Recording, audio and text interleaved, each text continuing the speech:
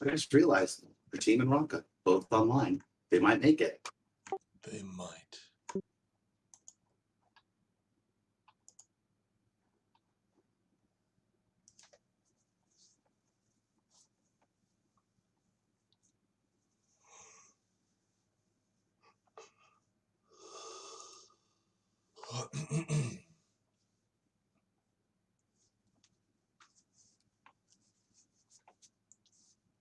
Hopefully no sudden VIPs this time around. Hopefully not. Are you feeling okay, or are you just doing character roles already? No, I'm just still only waking up. The Fair games enough. are getting earlier, dear. And after this coming weekend, the games will be starting at 7 a.m. Oof.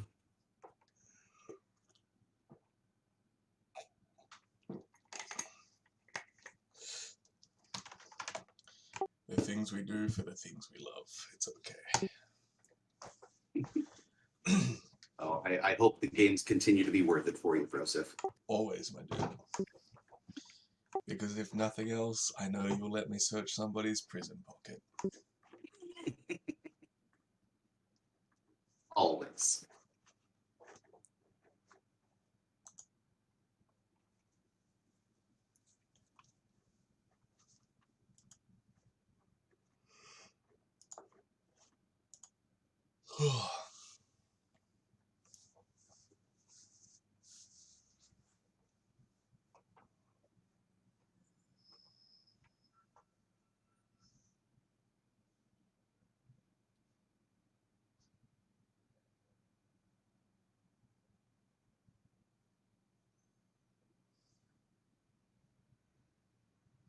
I can't remember if Rocco was already in the game before everything started.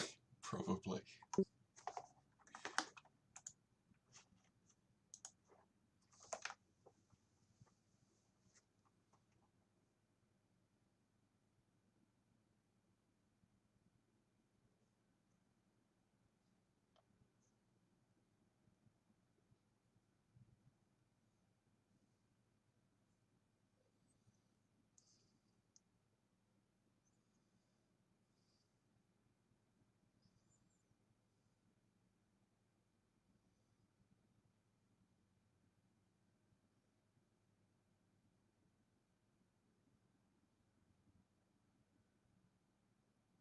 Rocco forgot it was Sunday. Okay.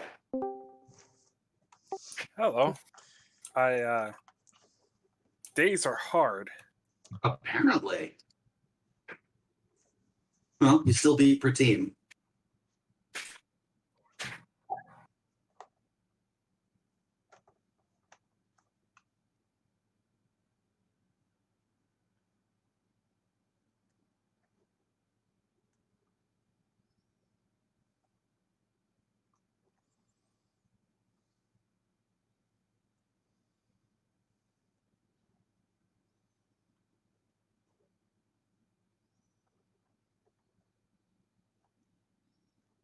I had to do a double take. I couldn't remember why the Quasit would have rolled 201 for something. It's just really good at things. Apparently. Especially its very favorite thing, getting mutilated by an evil vampire. It would remind it of home. So I looked into this some, and just Quasits in general. So I'm curious. Apparently, like it is normal for them to get torn apart by greater demons. That's just their lot in life in their home plane. Not surprised. I wonder how the regrowth happens. Like, I wonder if the greater demons walk around like, me wonder if split down middle make two Quasit. I don't know. Yeah, like the tapeworms or something. Also, they have polymorph or self-polymorph, so it can still do that kind of thing, I would assume.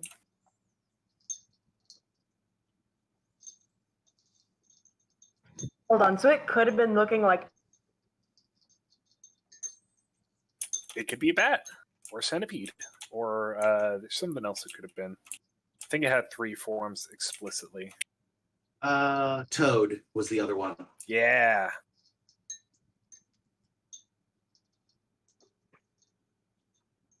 Yeah, since we tend to have it flitting about, I just kind of assumed it was in bat form most of the time. Like, actually, a lot of the art that I saw for Quasits just had them with wings. Yeah, I assumed they had wings. Like that's that's why I never thought about their polymorph.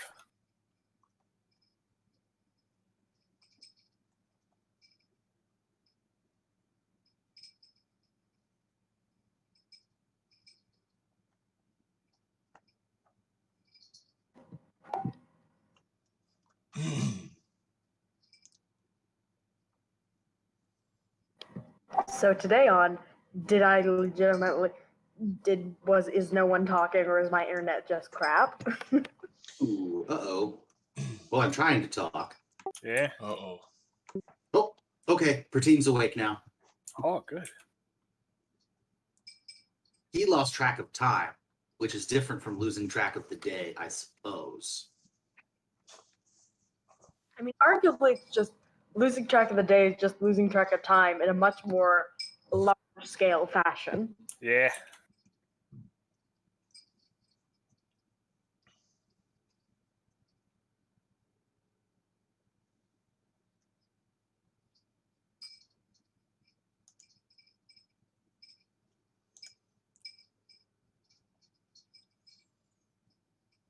Okay, so while we wait for Perteen, let's do a quick recap of last week. Yeah. What's that? Yeah. Okay. So you finished clearing out the winery for Wizard of Wines. I think last week you killed the dude who had the staff. So the party has in their possession, I believe, a Golthias staff, yes? Yes. Correct. Okay. Yes, Sniverax appears to potentially have plans for it, but they've not been explicitly discussed yet. The owner of the winery, something Mardikoff, already forgotten his name, has expressed his gratitude for you clearing all of the blights and druids out of his winery, and said that he would grant you a favor in the future, an unspecified favor, provided that it did not put the lives of his family in too great a jeopardy, which might not be terribly helpful. It is worth noting that while you did clear out the winery for him, you did not complete a secondary objective, which was to locate what he called seeds, which you later determined were some sort of magic gems. We located them. They're just in a place we shouldn't really be going right now. Which brings us to the next part. You went to the next location on your world tour of fun, which was Yester Hill. Yeah.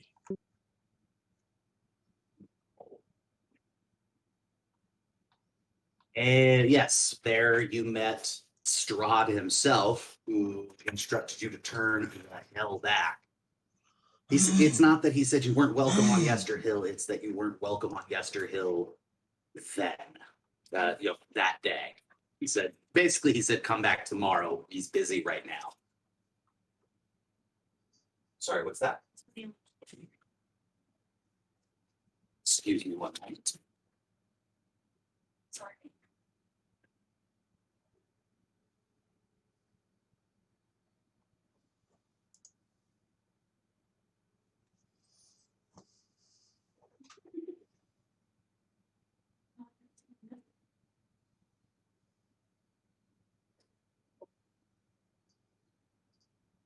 So I don't know what it would use, but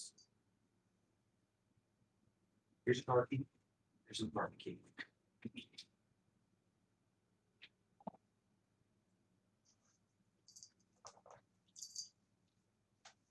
As you can tell, things are hopping over here today. Sorry about that.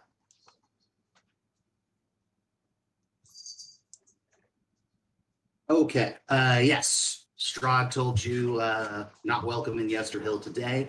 However, upon approaching Yesterhill, Kalika heard a disembodied voice that seemed anxious to have her find something. She managed to convince Strahd to let her and her alone pass to seek out this item, provided she did not try to journey to the top of the hill. When she passed, Quasit went along with her. She located in one of the graves a spear that turned out to be the original blood spear.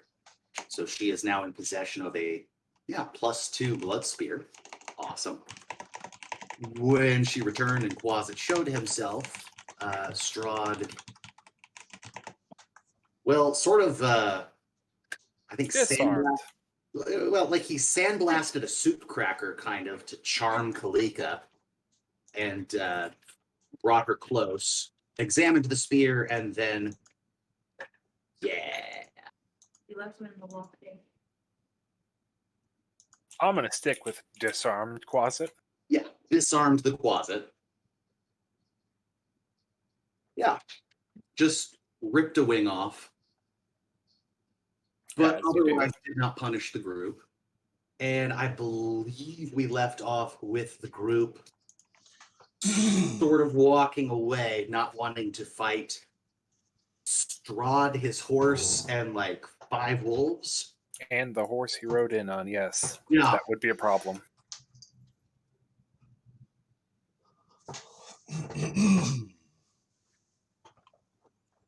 I really thought that vamp was going to be long enough for Prateen to show up. Did he say he was on his way? He messaged me that he was I wonder where he is. 6 minutes ago. There he is. We just had to bitch about him. We weren't complaining enough. That was the problem. Welcome, Prateen. Just lost track of time. Didn't realize it was 5 already.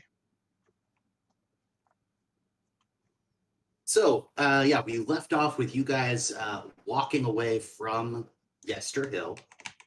And I will say that as you walk away, even if you don't turn to look, you can hear the lightning, the thunder and lightning becoming more and more intense. And eventually, You missed an opportunity there, D. Very frightening. yes, sorry. It's like, did I miss? Oh, what? No, okay. After several minutes, the storm sort of lowers to more of a background noise level. It's no longer quite so scary. And you guys are on the road, at least far enough down to be out of sight of Strahd. What is our next move?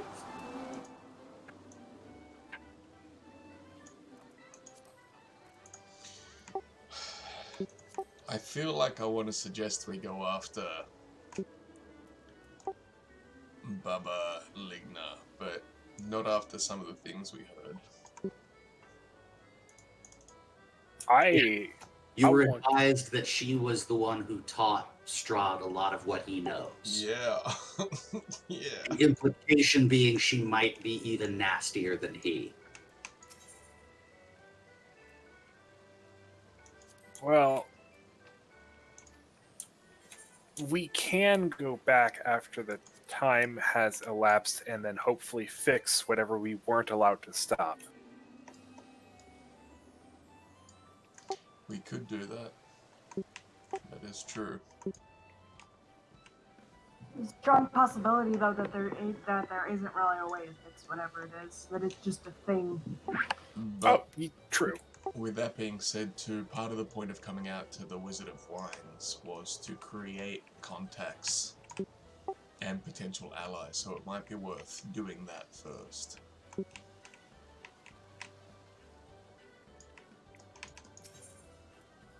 All right, so the intention is to follow the path back to Wizard of Wines and Well, let I them know mean- you trot at the hill.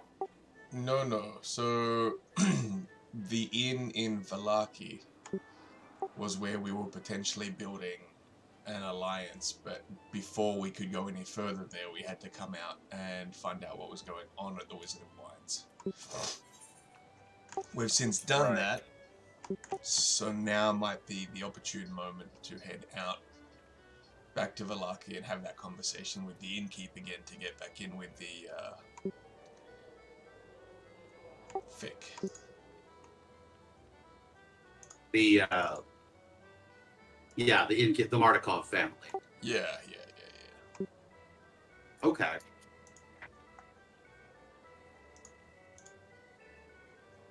Do you have any intention of like trying to stop and rest to like mend Quasit? I think he's the only one that got messed up there. I have already given him a big lay on hands. Like all the hands that I have been laid. Okay. So we can, but it would be the night's long rest.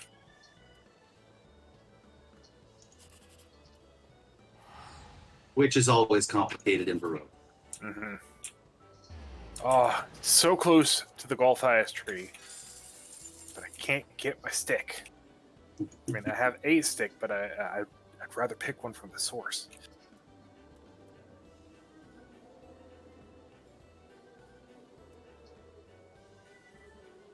So plan is to journey back to Valaki then? Yes. I guess so, yeah. Okay. What else we can do? Strahd did say we had to wait 24 hours. How do we know when 24 hours is? Sun goes down and then comes back up. Well, I mean, it makes no sense to do 24 hours just standing here, right? So we should Right. go do something else. Well, You all of mean our like- trips are more Like than you're in 24 Skyrim.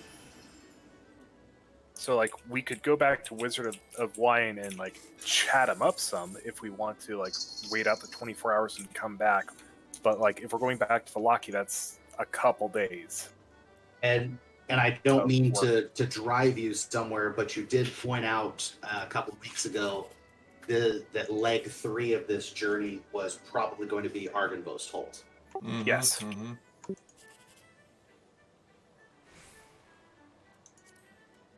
So that is another consideration. Which, and I'll bring up the Barovia map here.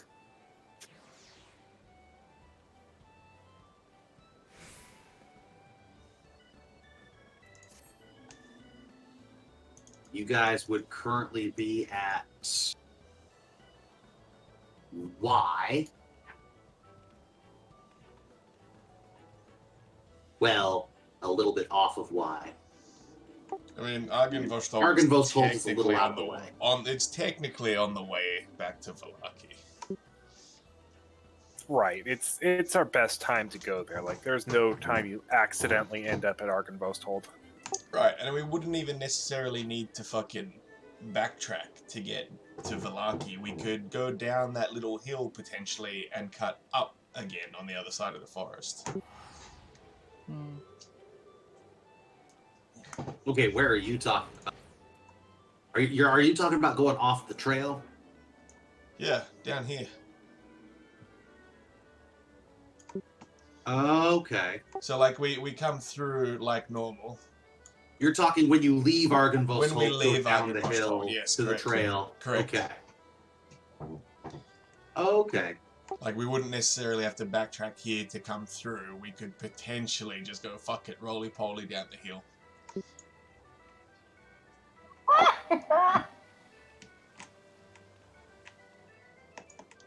Nope.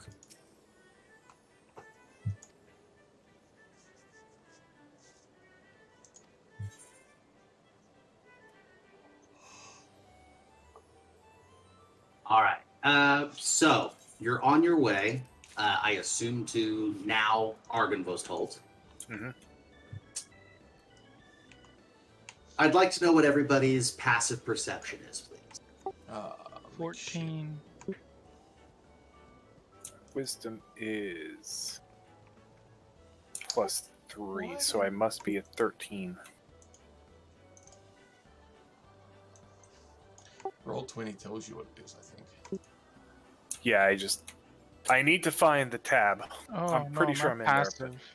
My passive is 15. 15, okay.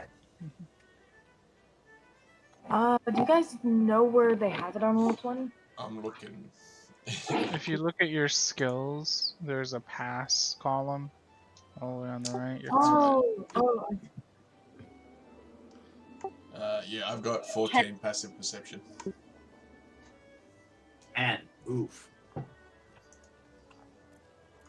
Okay, well, somehow just about everybody except for Kalika hears behind you in the distance footsteps. Like, and this is especially weird because she has tremor sense, at least out to a certain amount, but you just hear, oh, I don't like that. and it's getting closer, not rapidly, but it's definitely headed your way, and it seems to be sort of following the same path that you are.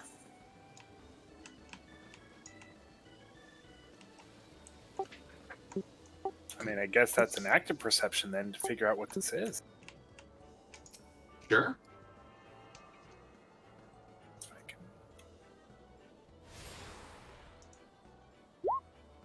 Ooh. Hot damn. Inside check.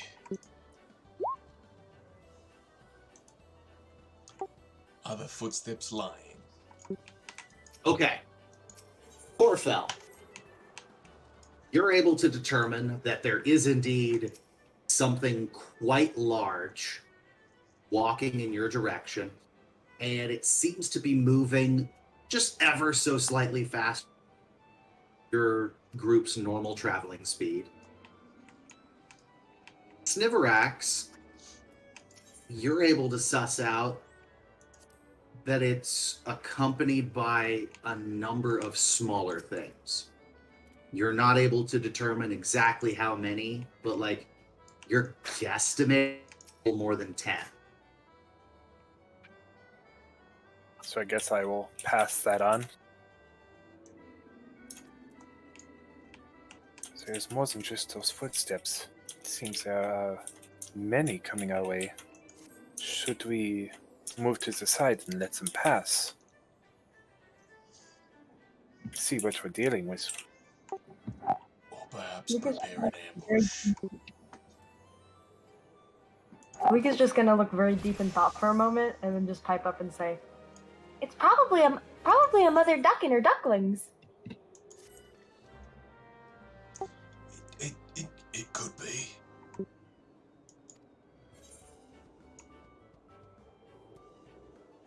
I mean, sure, why not? Can we get a sense at all for how far it is? Let me also roll perception.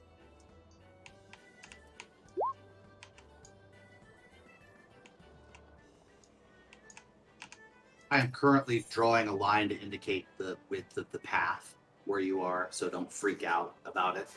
I'm just thinking in terms of if you guys want to find a hiding place, I want to indicate where the tree line is for you. Just in case we want to fight the ducklings. Yeah. Well, if you want to hide from the ducklings and try to ambush them, yes.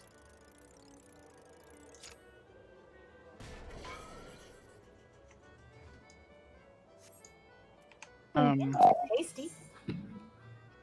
So my perception is to see how, if I can tell how far away it is, and I'm also gonna roll an insight here. I can find it to see if I have any clue how long ago they ended up behind us. Okay. You know, those are both very decent rolls, so I'll give you this. If you guys are stopped right now, sorting this out. They are going to be upon you in just under 5 minutes. So, at their current pace. So, figure that distance how you like. And in terms of how long they've been following you, based on just that distance, where you know you are in the world, where you're coming from, you're like 95% sure this is coming down from Yester Hill. Oh. Plot twist, the problem at Yester Hill decided to just come meet us. I have Oh, a that saves us feeling- time. I have a feeling that's correct. That does save us time. Assuming that's what's happening. I think hiding does make sense then. But we shouldn't split. Or should we? Ugh, tough to call. We could split on either side of the road and just hide. Yeah. Pancho's gonna be a little bit hard to hide though. Okay. Just have him do Uh. the stealth crouch.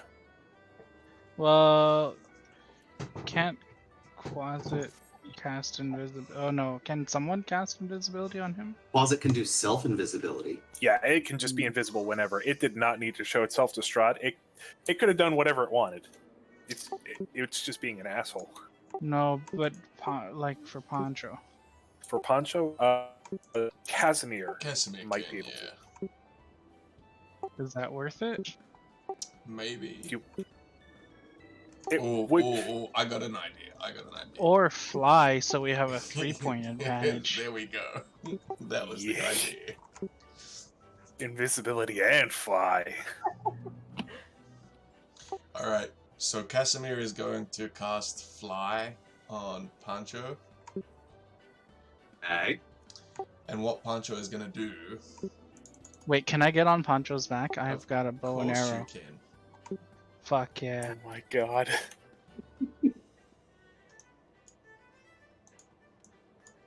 So what they're going to do... Oh, no, it got me by accident. So Pancho's going to fly up. And he's going to angle himself so he's kind of laying down just above the tree line and a little bit back.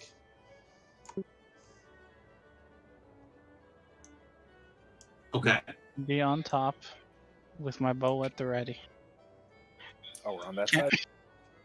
Yeah, sure. No, we're splitting, no? Oh, we are. Okay. Yeah. Fine with that. Yeah. It's like a dirt road, right? Yeah, it's a pretty undefined path. I just gave it straight lines because that was easier in the moment. In that case, so Kalika's gonna. In that case, Kalika's just gonna. Sorry. In that case, Kalika's just gonna kind of burrow underground, and just kind of be ready to pop out. Okay. We're covering 4 different directions.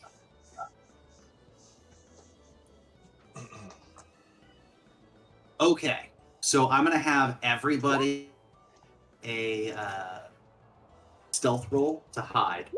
I am gonna give Poncho and Callow advantage, also Kalika advantage for being in such strange places that they would not be. You would not expect sentries to look for them. I meld into the shadows. Do I also get advantage? Sure. Excellent. If I'm on Jimmy, who rolls? Let's say Jimmy's a wolf. both. Okay. Oh, 2 points of failure. Worth pointing out, Jimmy has a +4 to stealth, I'm pretty sure. Well, then, can he assist me? Sure, you're literally riding him. I Thank you, see Jimmy. +2. Why do I get +4? Is it because he's a wolf? Because he's I a have wolf. no idea. He has Oh. his own stat block. Well, 20. Oh yeah, do it, Pancho. so like I did put my stats in here. I just like does he have advantage on it, like proficiency? No, he just has a +4 to stealth, being a wolf. It'd be in the block itself, so rather than Yeah, adding the just dexterity, linked it'll it. just say straight up stealth +4. Uh,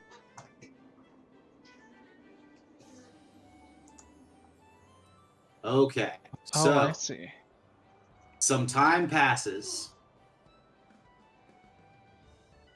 but you're gonna see.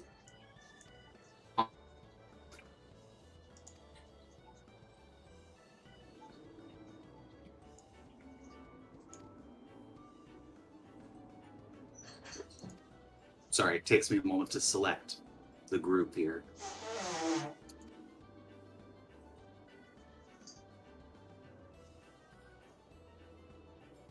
Oh, Jesus. We should probably stop this. Yeah, we probably should. So who do we want to open? Do we all just go as one? Casimir? Wait, hold Yeah, on. I Can like I? doing Yeah, fireball. okay, yeah, that's fine. Yeah, actually, a fireball is an excellent idea. Fuck them up. Yeah, so... Say, I'll let you guys open with one big bad thing, and then we do initiative orders. Yep. So it's just going to be a fireball at level 5. I'm just going to do it. It's only one slot at level 5, but I'm going to do it. D! This reminds me of the thing I linked yesterday. And I think I'm going to do it centered on the tree blight, because that's going to catch Yeah. most everything anyway. Did you end up looking at the Reddit thing I linked, D? I did. I watched it. Level 5 fireball. We're playing it out right now. Yeah, you really are.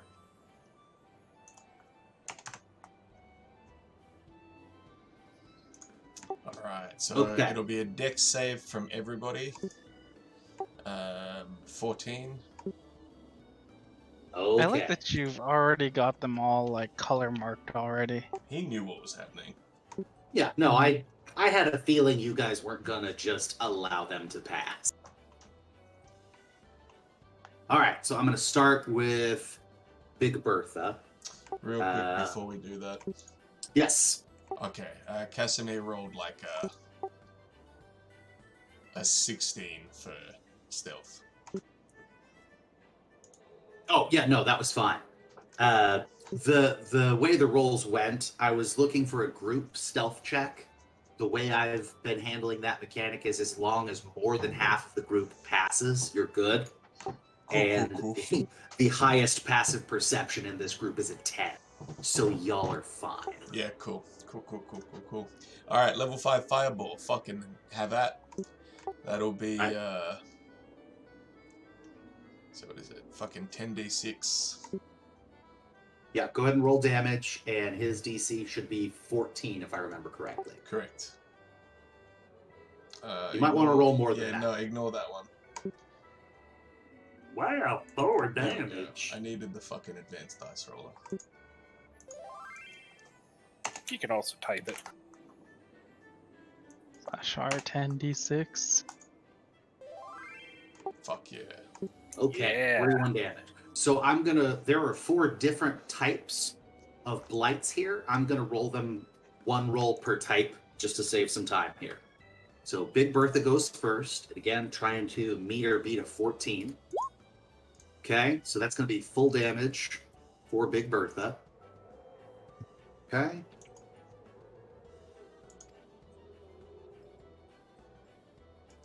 Next up will be the Vine Blights. And these guys are not on roll 20, so I have to go out of the friggin' book here. Oh, you're gonna love this.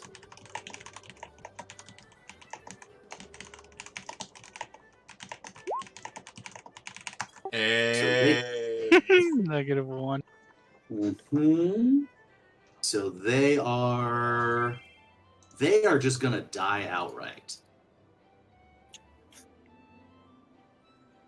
Next up will be the Lily. Twig Blights. I think they're just gonna That die. is I think you're terrible, probably right. Don't with they their- have vulnerability? So like either they take 41 or 82. And how much health do they have? 4? So I'm gonna roll anyway. Hey, they did it. Yeah, they took 21 damage and all died. Uh, uh,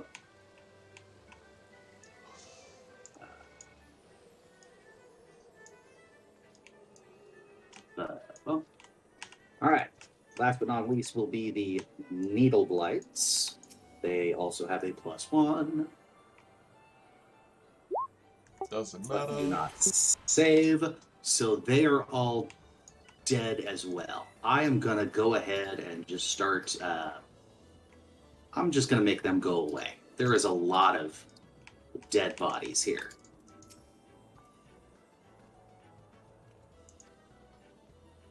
That was a lot of effort that Strahd put into keeping this here. To be fireballed away in one round. Like, yes, we got very lucky with this, but that feels good. All right, if you would please go ahead and roll initiative for me.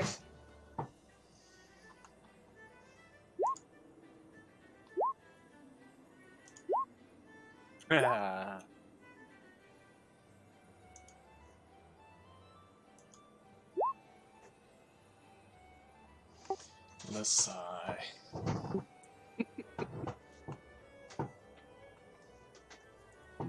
We should also validate that this is what was,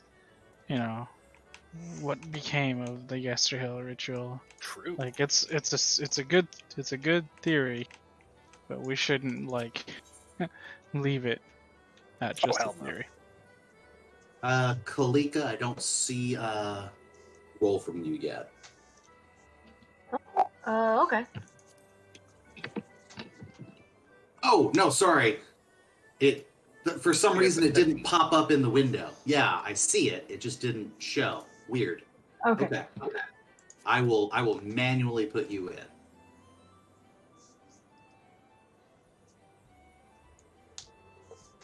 And we will organize numerically. Perfect. All right. So let's assume Poncho is about, let's say like 40 feet up in the air. Let's say the trees aren't that tall right there. Mm-hmm. And I'm not going to try to do the Pythagorean theorem to figure out exactly what that distance is. So we'll still go ahead and use the distance on the grid here. So Callow, you are beholden to Poncho's movement, and he moves on a different turn. So suck that shit up. It's what okay. you I've doing? got a bow and arrow. Okay, It does. he does. Let's shoot the bitch. And you can move Jimmy. This is true. Which also means I can move Sniv, assuming Sniv is actually riding Jimmy. Yes. A longbow at Big Bertha. That's what we were calling it, right? That's how I referred to it. You call it what you want. Big I stick will boy. also- No, Big Bertha's fine with me. So Big Bertha. Longbow. I can shoot twice. Sure, ma'am. Okay. Is I he guess still hidden with the first attack? Yeah. Okay. I saw that as the first Yeah. attack as well. Damn it. had to get that extra 1 damage. Eh, All right, so yes, both of those are good enough to hit. No applicable resistances or vulnerabilities. That's the word I needed. So a total of 18 damage. one day I'll have fire arrow. One day, but not yet apparently. And I don't know. Do you want Jimmy to rush in there? Yes, Sniv? please. All right. Jimmy's gonna run his ass up there with Sniv, and Jimmy's gonna bite. Not damn. Oh my god. Okay. The tree's gonna have to strength save. Yeah. What does a tree being knocked prone mean? If a It tree means falls he in a touched the forest, stick.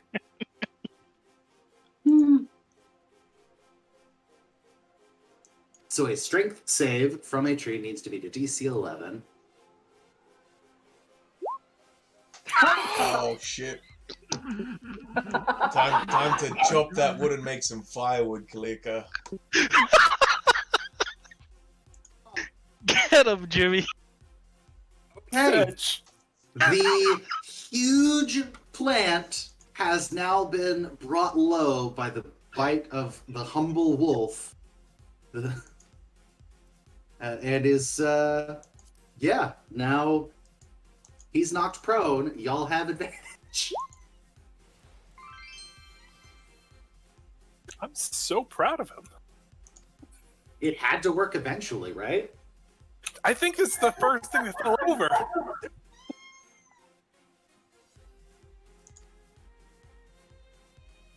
Right. I believe it's Kalika's turn now.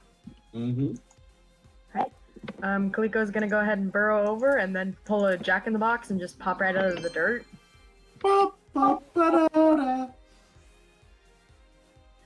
I then think that she's gonna go ahead and use a rage and get a little annoyed at this thing.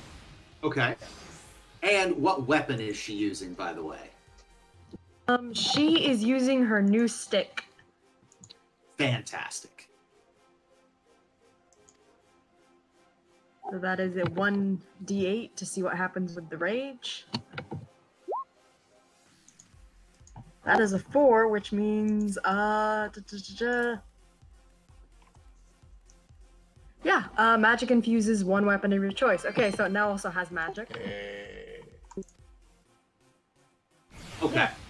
Kalika's then gonna try and hit it as hard as she can.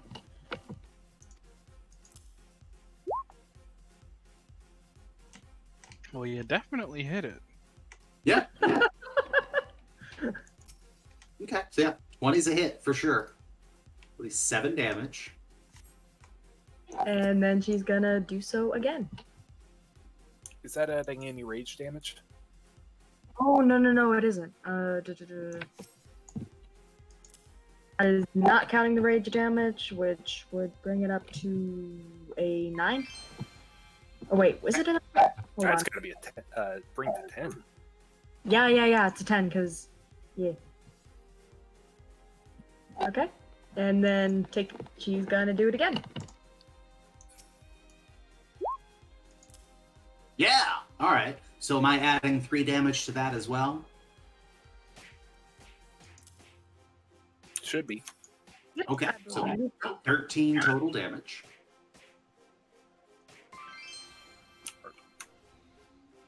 Yeah, 23 in the round. Okay. In the turn. I assume that is Kalika's whole turn, yes? Yep. Okay. This thing gets to make 4 attacks. Okay. Whoa. Okay. So it's going to first attack Kalika. And it gets a +9. I assume a 26 is enough to hit.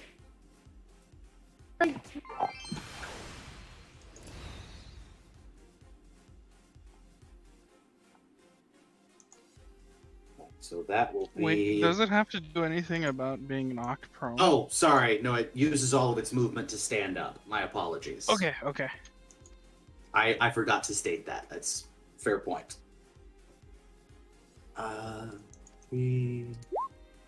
14 bludgeoning damage to Kalika. And it is also going to make a swing at Sniverax. No. No? Okay.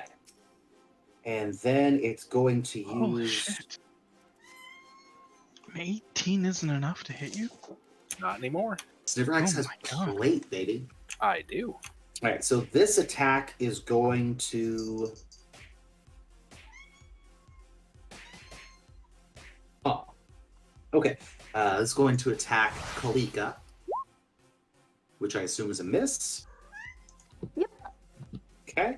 And this will target Jimmy. Can I argue an intercept by virtue of I'm right on top of him?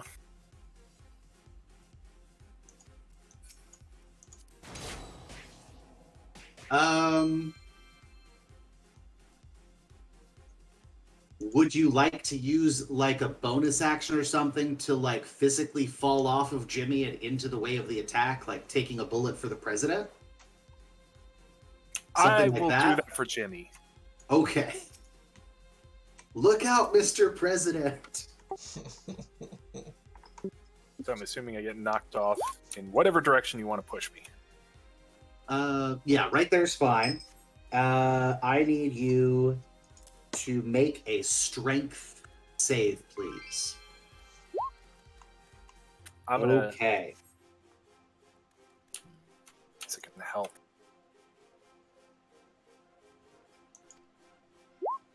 You're going to take 9 bludgeoning damage. Oh, you know what? I'm sorry. You do not take the damage yet. You take the Hold on. damage if you are still in this grapple later. Okay. But yes, so you are currently picked up by its grasping root. And as a bonus action, it's going to try to fucking bite you. Because this tree is a dick. Yeah, it gets a bonus action on each of its turns that it can pick someone it has grappled and just try to chomp on them. Nope. Really? What? Okay. Plate armor is 18 AC. My shield is 2. Defensive gives me +1. There we go. So yeah, it tries to bite down and it just clanks on one of the heavier bits of your armor and doesn't really accomplish anything. Literally just catching on shield and plate. All right, that is the whole turn. Corfell. Yes. Let me just get my view back out.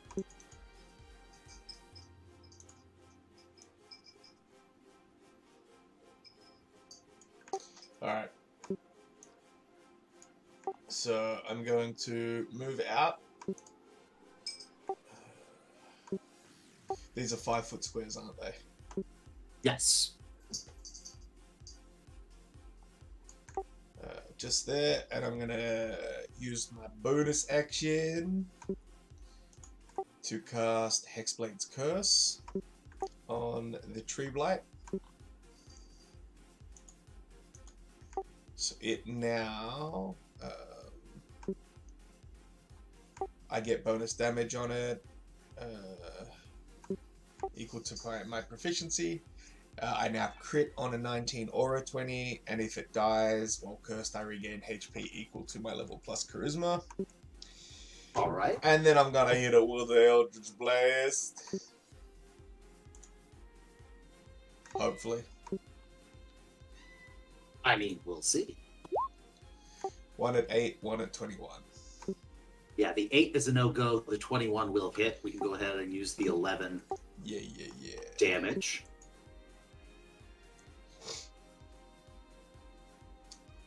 What's the range on your bow, Prateen? Should be like 120 feet, shouldn't it? Yeah, Okay. it's far. So, Pancho is going to fly up another 10 feet. Actually, another 20 feet. And come and hover out. Wait. I can't remember if Fly just lets him fly, right? It's still just normal movement speed. Yes. Okay. So he's going to go up another 20 feet to be 60 feet above the ground, and then he's going to move forward 10 feet, so just on the edge of the road there. Movement gets real complicated when we add that third dimension in. I got it. He goes up 20 and out 10. Okay.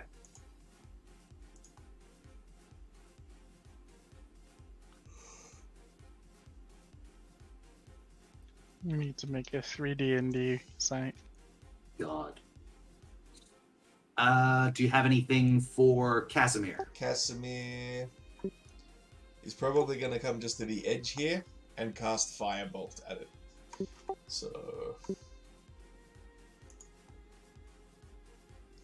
14 plus 6, I believe, so 20 to hit. Yeah, 20 will hit. Excellent.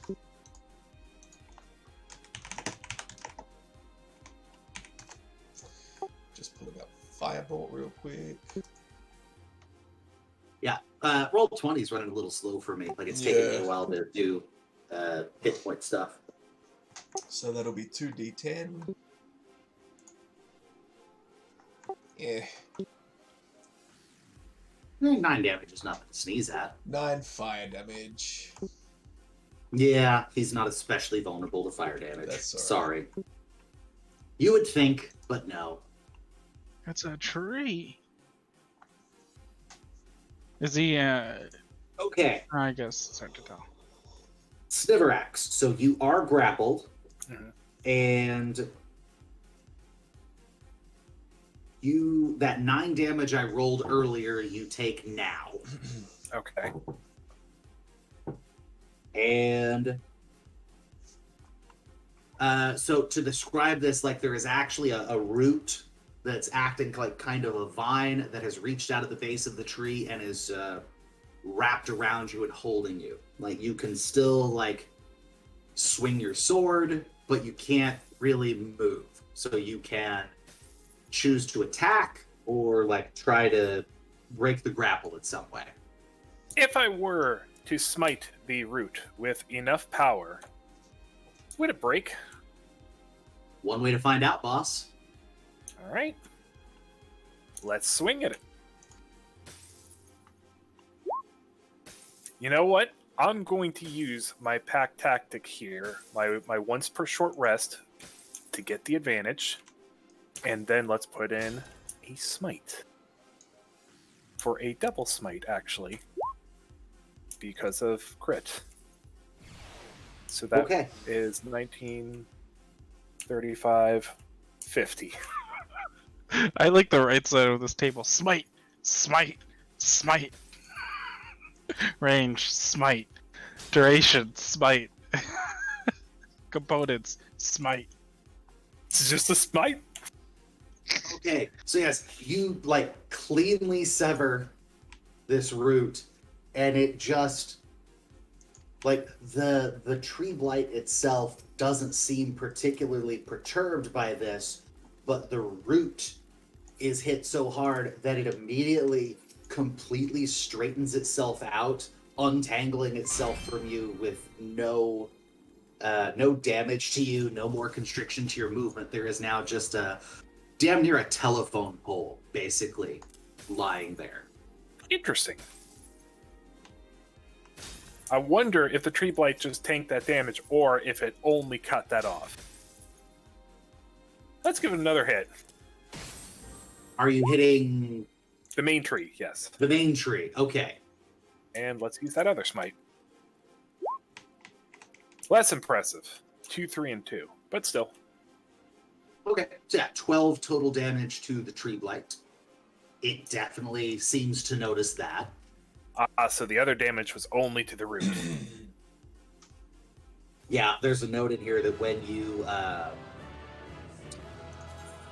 the root has its own AC and HP every time one goes out, and by beating the HP, the root becomes severed. But that damage is not inflicted upon the tree blight itself. Unfortunate. That was a beast of a hit, though. Yeah, never going to do that one again. All right, we're back at the top of the order to Callow.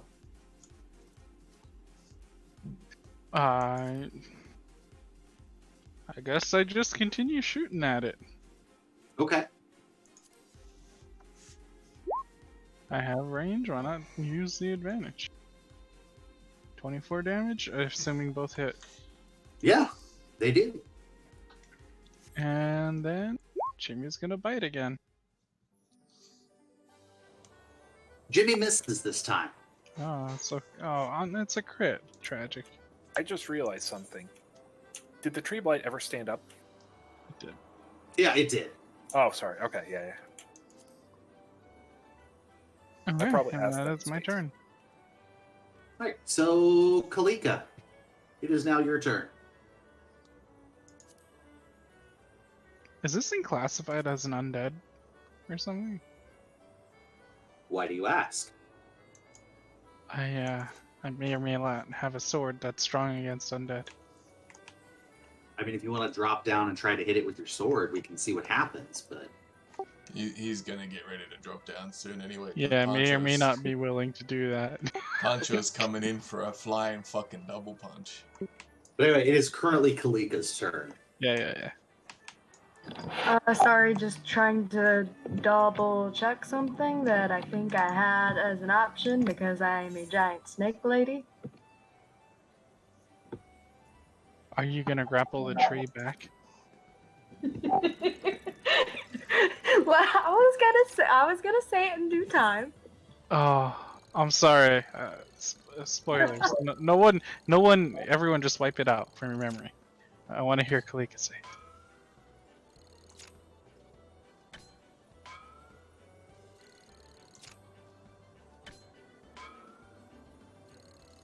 No, I don't think I quite.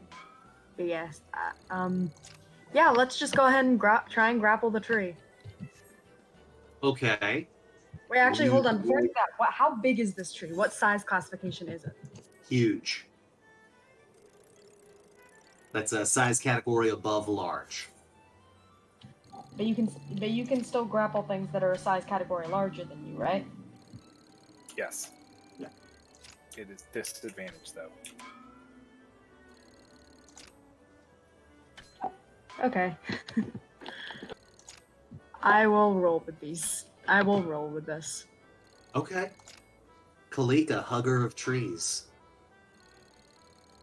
I respect it.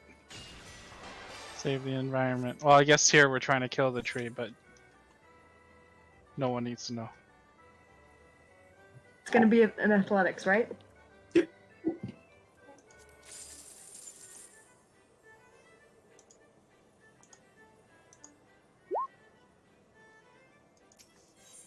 Okay.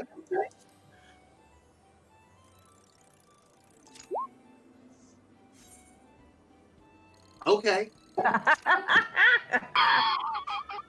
So the tree has been successfully held in place. It cannot move, and Kalika, you don't exactly hear the words, but you kind of feel something emotional from the tree as you just reach out with your big snake arms and wrap around this tree as best you can. You just hear and feel, oh God, I needed that. Oh my god. Also, I will note the tail is completely involved when Kalika grapples something. She's full on snake coiled around something. Okay. So it can't move. Man, this is weird. Okay. So it's gonna make a couple of branch attacks, and let me. Oh, this is interesting. Let's see. Yeah. Okay. It's not gonna try to hit Kalika. It's gonna swing one at Sniverax, one at Corfell. It is a melee attack, but it has a 15-foot range. Oofed. What the? Yeah, no. I mean, this is an Evil Dead tree, basically. Which, if you don't get that reference, good for you. Don't look it up. It's It also just needed a hug, apparently. all right. So first for Corfell, that looks like it's probably going to hit. Wait, it has advantage? The No. one above that is an athletics. Yeah, Oh. the 9 was the athletics Yeah, contest that it that'll lost. hit. All right, so that will be.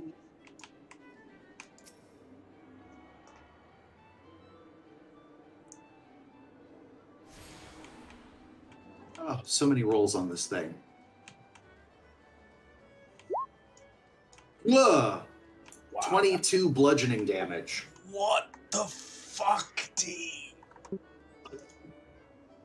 Curse of Strahd. And Pancho's not within 5 feet because he's up in the fucking air. Next one of these goes out at Sniverax. No, Yikes. thank you. Okay. No, thank you. All right. And this is probably a little unorthodox, but it's gonna try to grapple Kalika back. It's not gonna try to break the grapple. It's gonna try to just kind of intertwine with you. As trees do. Is a 16 good enough to hit Kalika?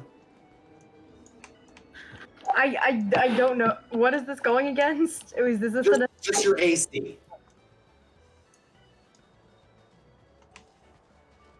Yeah, that's enough.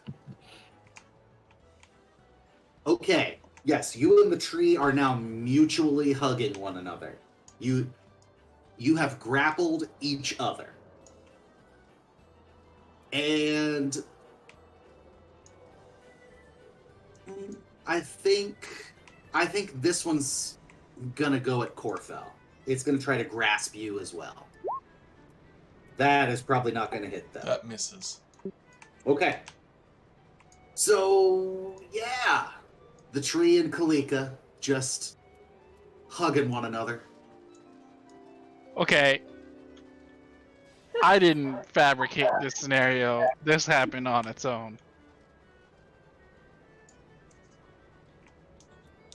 It elects not to use its bonus action to try to bite you, however. What it does instead, Kalika, is it does kind of pull you in close and just gives you a tender smooch on the forehead. What in Corfell. the...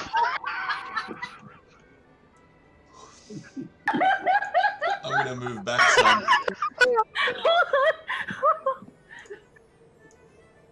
How is it every encounter it ends in seduction?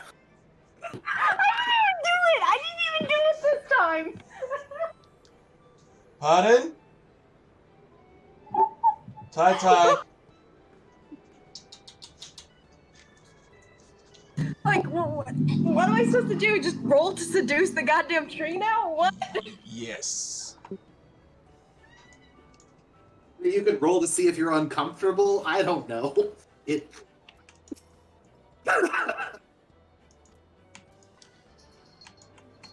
So yeah, I'm moving back, and I'm just gonna throw Eldritch Blasts at it. Okay.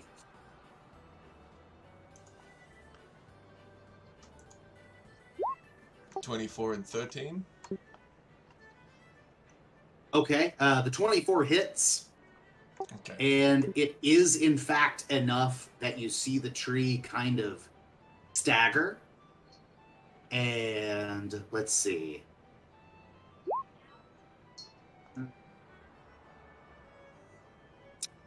Okay. No, that's a good roll for you guys. Kalika, real quick, give me a strength check, please. We'll call it a strength saving throw.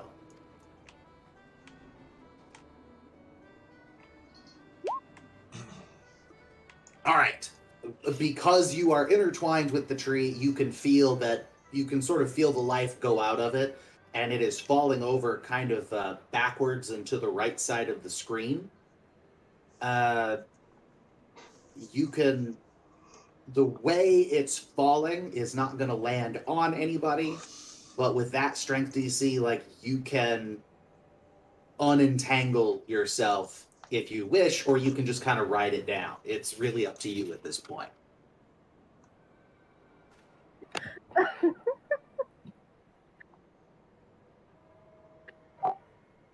I think Kalika would probably just go down with the tree, and then I'm assuming it is actually dead. She'd untangle herself with it once it's already on the ground. Yes. So yes, the tree goes down. There's just this incredible thud, and as you are removing yourself from the tree, you have that same feeling that's not quite a whisper. You were the best friend I ever had. God. I think I had a bad angle from where I stood, but did the tree really kiss you? No, that must have been. It must have been trying to bite you. Never mind. That would be crazy. I think so. It did have lips, so it's not the best kisser, but I appreciate the action. I am deeply confused by this land. You appreciate the action? Yeah, fair. Oh. I'm going to pull out my Golthias stick, and I want to compare it to a sample from this tree. I don't know what you want, Arcana, Nature, whatever. I want to see if it's the same wood. Let's call it. Honestly, whichever one you feel better with. Like, they both seem to work for me. I'm going to go with Nature. She's not interested in the magic so much as is it the same plant. Okay. And she has a sample to work with. Let's guidance. Oh, it I'll does. even I don't know if the say- sample helps. I'll even say you had advantage because you really had the sample to hold it right there. Coloration, texture, what little you know about horticulture, it almost seems like the staff that you're holding and this dead tree blight could have been made from cuttings from the same plant. Okay. You can't be 100% sure, but like, dude, they're real similar. Let's take a branch and shillelagh it. Okay. Give me a charisma check. You should take the root that stiffened itself out to be straight. Yeah, grab that stiff. I'll try that next. So just straight charisma, no save, no modifier? Your modifiers. Okay, I'll just use Yeah, the- not a save, but a charisma check. Wow, that's some bad luck. Yeah, you really have the same kind of results you had when you tried to shillelagh the Golthias staff. Like, there's a bit of a sputtering, and it just doesn't seem to happen. All right, let's try it on the root next. The one that's been straightened. I'm going to give you advantage on that one. Okay. Ah, You manage to, cast shillelagh on a chunk of wood approximately the size of a telephone pole. You're not actually able to lift it, but right. you've successfully casted shillelagh upon it. Has anything cool happened aside from that? Not while shillelagh is active, no. Not that you can tell. There's that weird black glow to it. Okay. However, once shillelagh fades, so too does the corruption from that particular bit of wood. Oh, It is so the wood itself is essentially magic at this point. Not that it has any particular properties like it's going to cure diseases or whatever, but in that it's like a magic weapon, it would be hard for someone to damage at this point. It is surprisingly spongy. Like, it has a bit more give than you would expect from a chunk of wood that size. It's surprisingly light, but it's also sturdy. Like, it's imagine a less dense and somehow even lighter bamboo, except the size of a goddamn telephone pole. okay. So I guess in the background for what anybody else wants to do, Sniv will try to carve out a manageable piece that she can take with her. What are you using to carve? At some point, I think it was established I just have a basic like tool knife, like what I would use for skinning, what I might use for preparing food. So just kind of digging at it with that. If that doesn't work, I'm going to try shillelaghing my toy sword and see if I can cut with that. Perfect. Yes, you have like no luck with the knife. You actually, really, you just managed to dull the blade of the knife slightly. But once you try the toy sword, you are able to just barely start hacking out bits from this magic telephone pole, basically. How big of a chunk are you going for? Definitely as long as my current toy sword, maybe a bit longer. Like, not by much, a couple inches.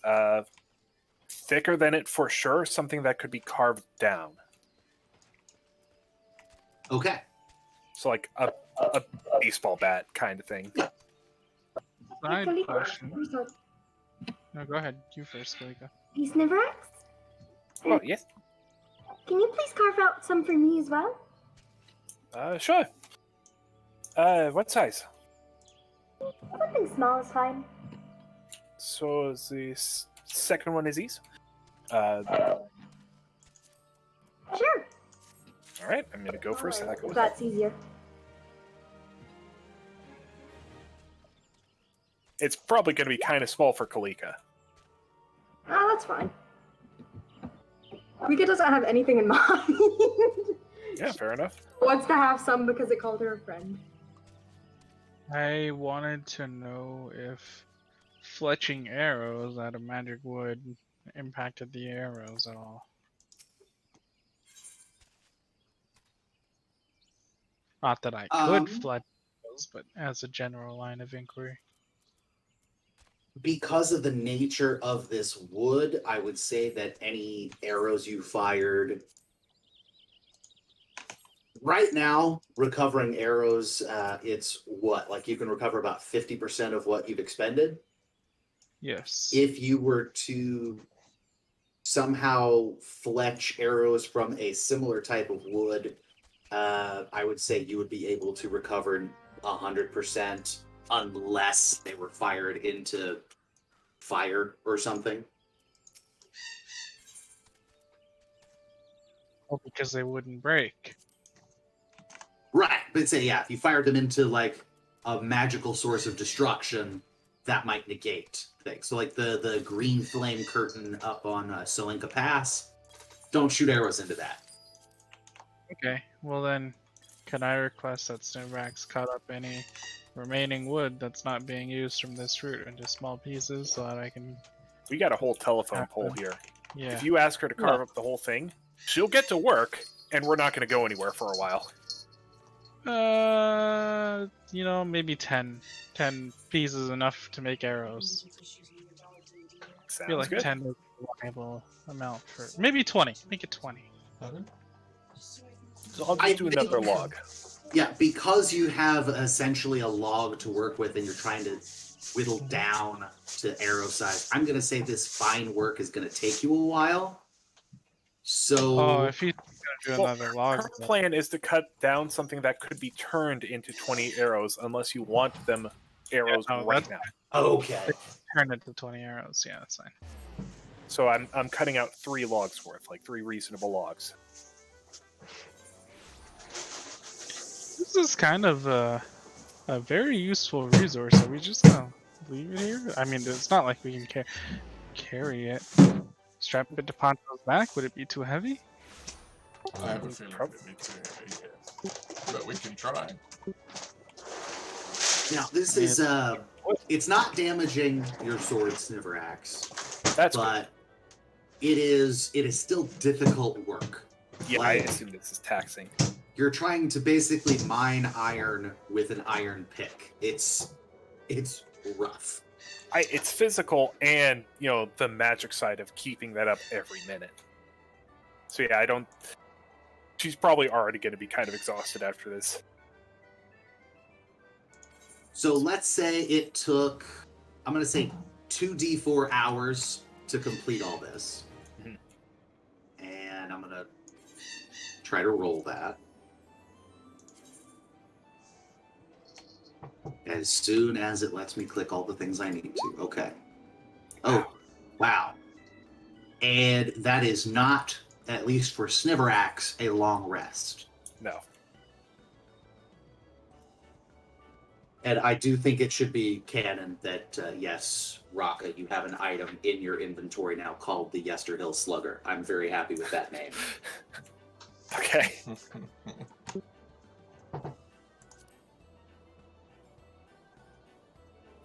This is Fair. my investigation to see if there's anything indicative of like Yesterhill other than the fact that it basically followed us here. Like, is there anything that I can find or take to kind of compare to the site if we ever revisit on the corpse of Big Bertha? Really? No. All you've got to go on is the direction from which it came. And remind me, the highest passive perception we had was like a 14, 15. 15. At some point during, let's say towards the end of Sniverax's working on this tree blight, you notice off in the distance something flying through the air. And you kind of squint at it, and you realize that is Strahd's horse, Bucephalus. For fuck's sake, Strahd. Not coming towards you, just flying across the sky. It has left Yesterhill. It appears with Strahd astride him, but at the distance, it's hard to be certain. Did you say he was flying towards Yesterhill or away from? Away. Away from Yesterhill. Oh man, he's gotta hate us. He stayed there for a long while. I feel like this was probably not the only one that he summoned. I feel like Valaki might be in trouble. Could be. So are we heading to Valaki? Sniv wants to sleep or rest. So, like, if you all get your long rest and you don't mind carrying her, that'll work. But like, this has been exhausting. What Kulik is time is it? 100% happy to carry.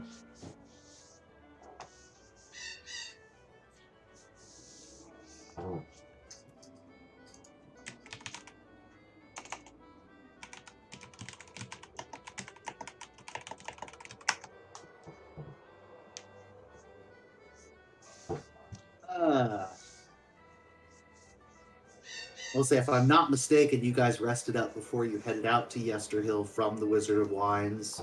So you would have gotten to Yesterhill early afternoon. Honestly, it would have probably been late afternoon, early evening when you encountered this tree blight. So it's probably literally the middle of the night right now. Oh shit! So are we just sleeping here? I think we kind of have to. How long would it take to get back to Wizard of Wine? Like, I figured this was on the way back from Yesterhill, right? Mm-hmm. So it's got to be close. Yeah. If I remember correctly, we just had to take a couple of hours. It'd be nice to sleep in a building. Are we talking about going back to Valaki? No, Wizard of Wine. Okay, That should be very nearby. that's fine.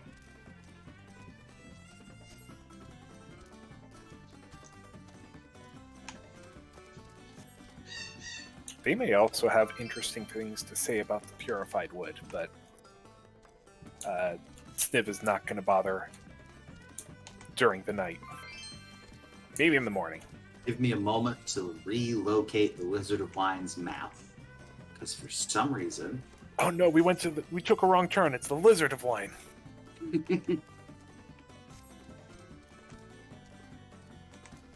Oh, you wound up at the Wizard of Whiskies. That's a very different place. Much more violent. That's what Kale went on to do. Yeah.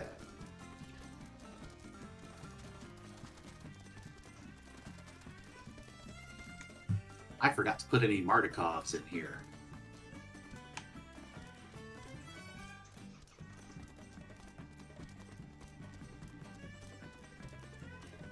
Alright, let's assume Poncho gets to hang out over here in the stable. And Jimmy, because they don't care for wolves that much. Sorry, Broseph. And they are going to let you guys use a couple of their rooms for the night. No, I'm not. Yeah, give me a Dynamic. minute.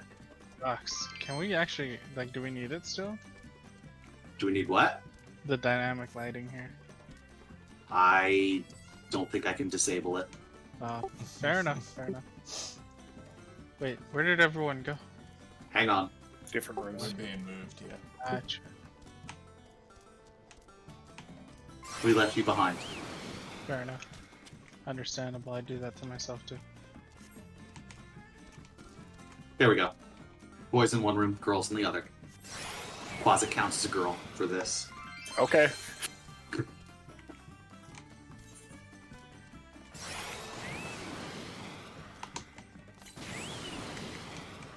Okay. Rather than me spending half an hour trying to find the Martikovs, so yeah, they unfortunately they don't really have anything to share with you. Most of their food stores were pretty well despoiled by, well, what was going on. But Davian does welcome you.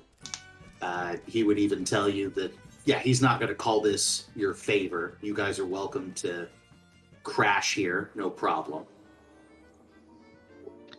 Can we ask them, like, what did they think of the giant tree that left yesterday? Because surely they would have seen it. Also, were there any more? How would they have seen it? It Yeah. was a giant tree. Really? I was not aware of any oversized trees in the area. I only encountered the blights that you cleared from my home. Hmm.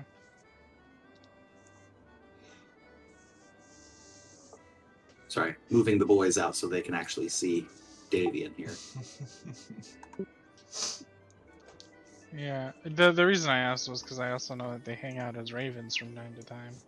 So that they could have also seen something like that. Our efforts have been concentrated on the druids that left the winery with the gems. One to Yester Hill, one to the ruins of Berez. We have not been watching for other movement at this time. Nothing like what you've described has come close to the winery, though. So we did encounter a gigantic tree. Do you think that the gem could have been used to facilitate that?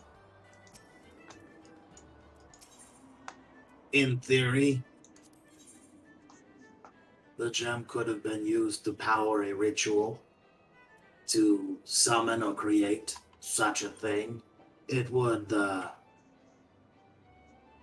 such a ritual would also require some sort of focus. Maybe there is something on top of Yester Hill that could serve as such a focus. I don't really know what the druids keep up there, only that some sort of power seems to continually call down lightning strikes on the top of the hill. Perhaps whatever it is could have served as the focus for a ritual. Who knows? Thank you.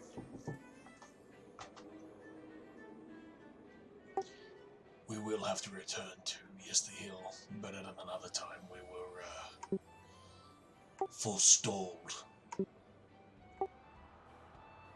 by he who believes he is the power in these lands. Ah, yes. Well, he was sighted heading back to his home.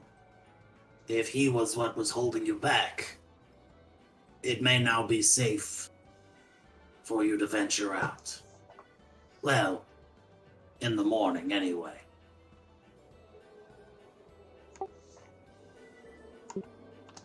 Caulfield just nods and then fades back into the bedroom.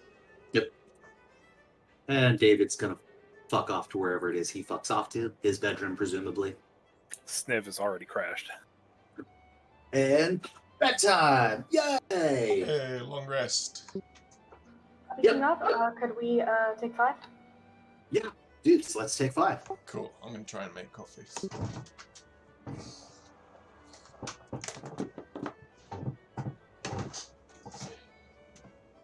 No. Nope. I'm going to use the restroom and I will be right back.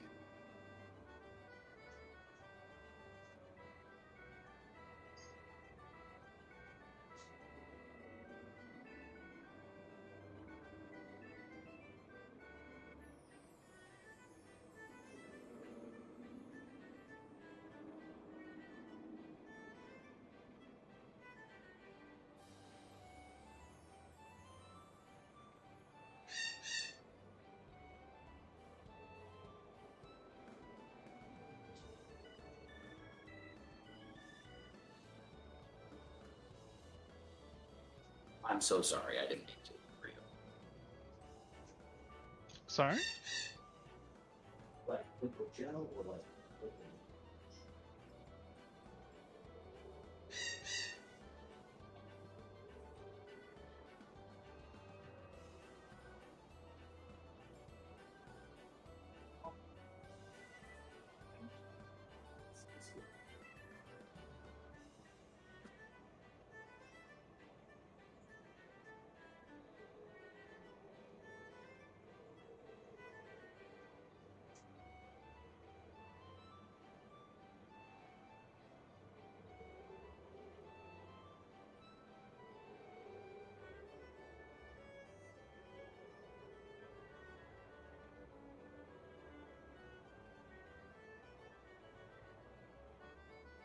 Just wanted to apologize. Yeah, thank you.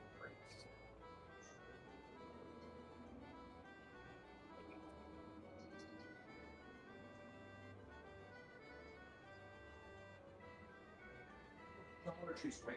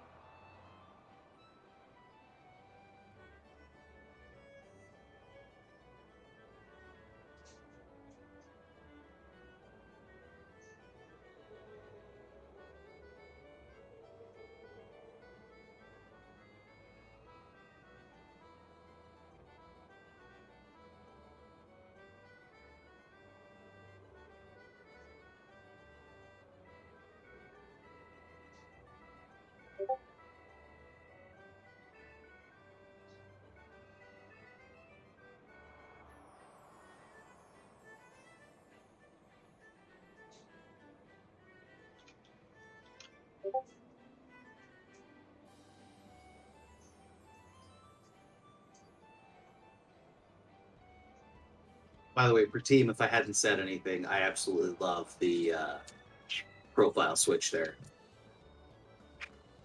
The profile switch? Oh, of Jimmy? Yeah. Yeah.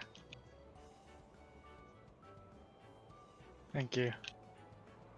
I wasn't sure whether or not having him bork would be appropriate, but I was like, you know what, I'm just gonna have fun with it. I mean, if you can't have fun, what's the point? Yeah, yeah.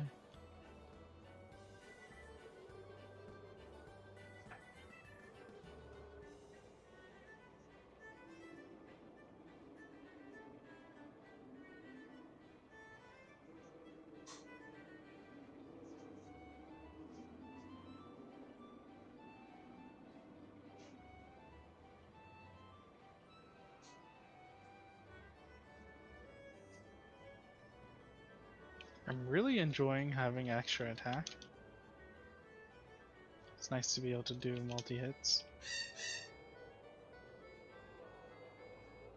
Yeah.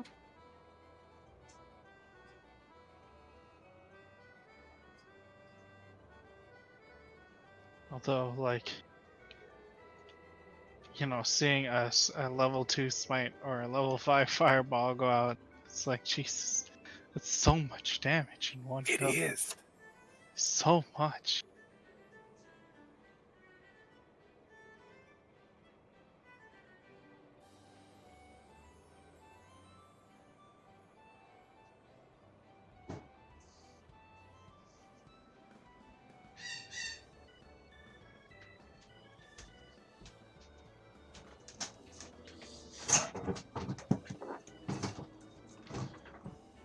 I have returned. Welcome back.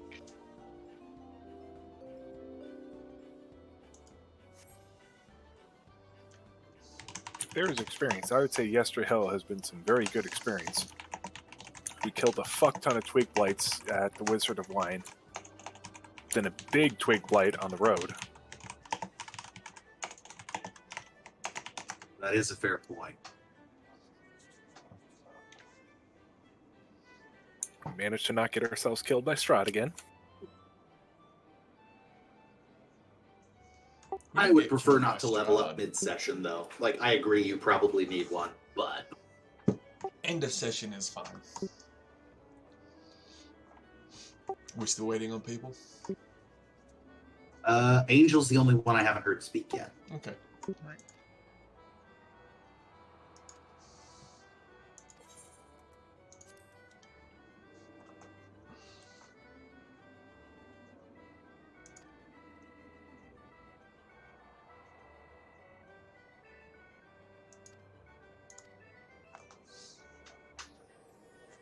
Pretty. Here I am. There she Sure. is. Yeah, Angel. Never mind. I'll ask you later. Okay.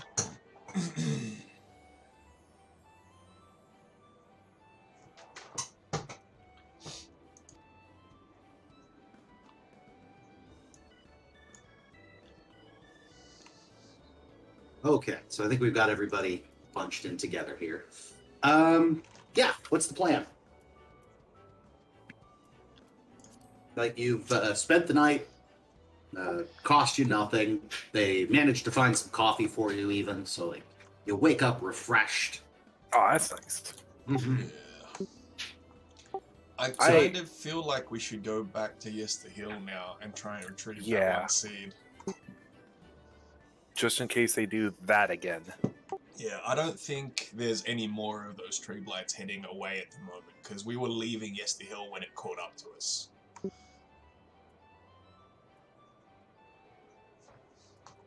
I think we go and eradicate this infestation. Mm-hmm. Yes, So- Hill? We head to Yesterday. Before we do that, make us do a random encounter. I gave you a pass last night because you, well, killed the giant fucking tree, which was cool. Oh, look, it's another tree.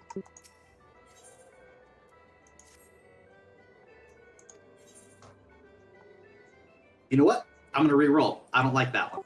Was it another bear trap, D? It was 3d6 wolves again. That'd be like the 5th time. Yeah, and that's a repeat as well. So screw this. Just pick one. As Yeah, long as it doesn't kill us.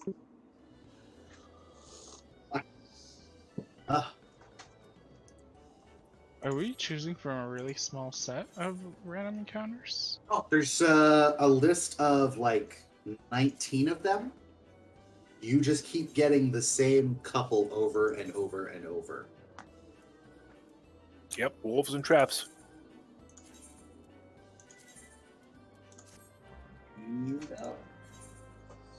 Because Wolf like and traps. Talrashas and stuff like that come with like other random encounters as well. Say that again, please. So you know how there are the other books like Talrashas and stuff like that as well. Do they also come with lists of random encounters? Maybe we can use those as well. If they have them. They do actually. Some of the source books and the DM guide D would provide additional tables to roll on for random encounters if you wanted to It mix would it up. still come up wolves and traps. That's kind of what I'm thinking. Like, there's a couple of things we haven't done yet that would be interesting.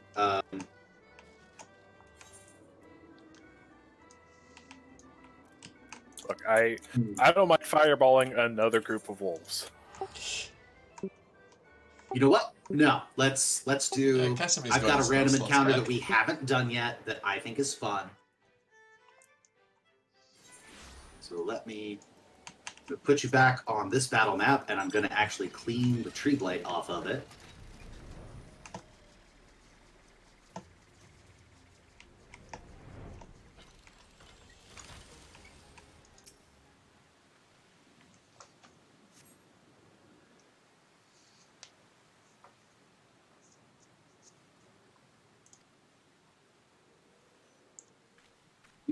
To grouping everyone together, cause it's what I like to do.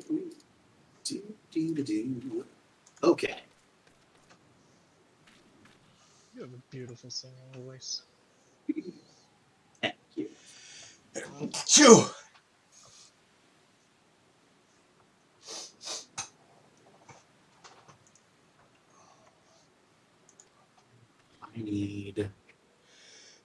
I could never find the models that I want.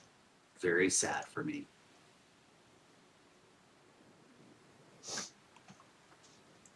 Body.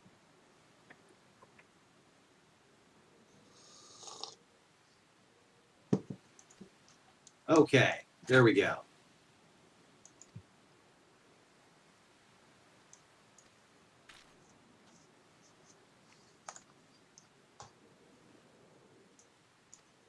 And cool. What the fuck is that? Who's that Pokemon? That's a fucking Jigglypuff. We all about to be put to sleep. All right. So as you walk along the path back towards Yesterhill, there is a corpse lying in the middle of the road ahead of you.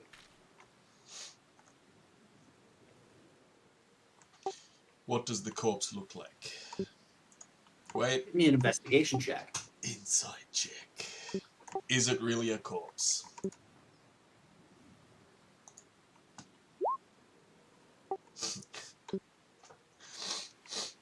It's I just don't believe it's lying there perfectly still. I don't believe it's menacingly. Better on the Gosh, investigation. we got a little snack. Sniv is going to look for what caused this Okay, unsuccessfully. Corfell, upon further investigation, it looks like you, but with no armor or weapons or anything really. Just like a loincloth so that your dick is not out in the sun. I checked the nipples. Are they pierced like mine currently are? How do you check? Do you glance? Do you poke them? Do you handle your Yeah. doppelganger I tweak them a nipples? little bit. Try and look for the piercing holes. Okay, as you grab your dopper nipples, like the nipple comes off of its body in your hand and then like poofs into dust. Oh man, The I was hoping flesh you'd melts say I away. felt it. And there is just a skeleton remaining, which then turns to dust and blows away in the wind. So even the skeleton blows away into dust. Yep. I was really hoping you'd tell me I'd feel pinching my own nipples. Sorry. Anyway. Barovia is a strange place, It guys. certainly is. Okay. So I'm going to put us back on Yester Hill. I remind you that the map is, like, large. Wait, that was the entire encounter? That was the entire encounter. I don't fucking trust it. Freaky corpse nipples. Okay.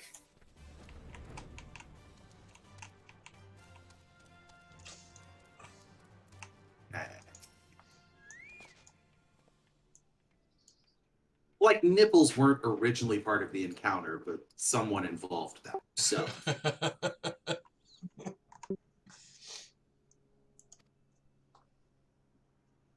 Look, there are going to be nipples on that corpse 3 out of 4 times.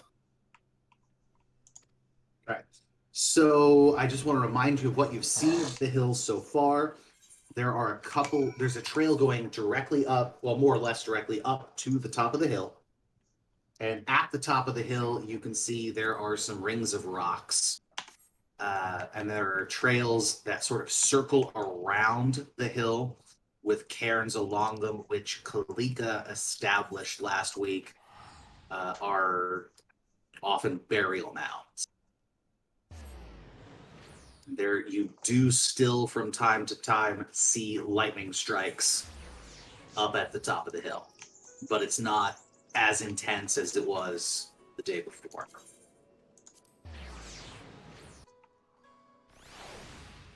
Is there anybody obviously here that we can see from this side of the hill? From where you are now, no. And I guess it would be mid-morning at this point. I think we just climbed the hill. The hill we go. Let's Okay, fucking and do if you will allow me to move you guys, Go for Sure. and I I'm gonna- was just going to stick with Callow. it. Roll. somebody DC'd. Angel, no. Is she just dealing with campus Wi-Fi? Is this the issue?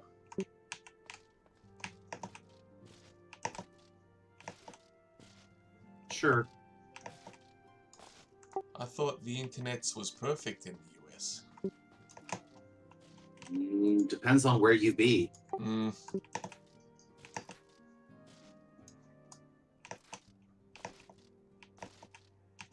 Okay. Moving you to this point. Right, and again, all of these squares are not 5 or even 10 feet, they are 50 feet. You see in front of you, atop the hill. Oh, I should check and make sure Angel can hear me, shouldn't I? I can Okay, cool. Atop the hill is a wide ring of black boulders and smaller rocks that collectively form a makeshift wall, enclosing a field of dead grass. Lightning strikes the edge of the ring from time to time, illuminating a ghastly 50-foot-tall statue made of tightly woven twigs and packed with black earth. The statue resembles a towering, cloaked man with fangs. Does it look like Strahd? You cannot tell from where you are exactly.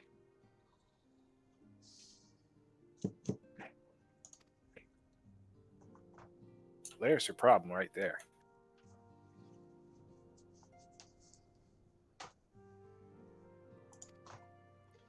Okay. We're here, right? Like that's what you just described. No, you guys are sort of clustered where I've put you together there. I probably should have stacked you up. I just wanted to, like, you can see that there's the ring and you can kind of see the statue from this point. Right. Wait, so this is the top of the hill, or is this the top of the hill? You are currently on the top of the hill, I believe. Let's take another look for other people. Is that squiggle here that I'm highlighting, is that the statue? Yes. Okay.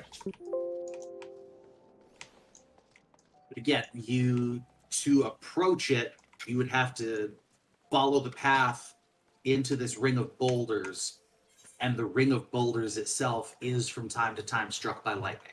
So it is a sketchy proposition moving forward. We could go around. Well, shouldn't we do something about that statue? Maybe after we clear out the druids? Do we see druids? I mean, they were here yesterday.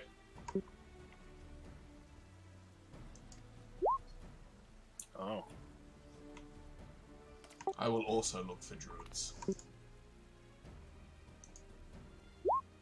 Nope. Nobody sees any druids. Callow, save us. Okay. Our eyes are dumb. Fair warning, my eyes may also be dumb. Nope. They were not dumb. No, you also do not see druids. Oh, okay. Alright. No druids here. Doesn't look like anything to me. I guess move up closer and try to get a better look at the statue without actually being in the lightning struck ring.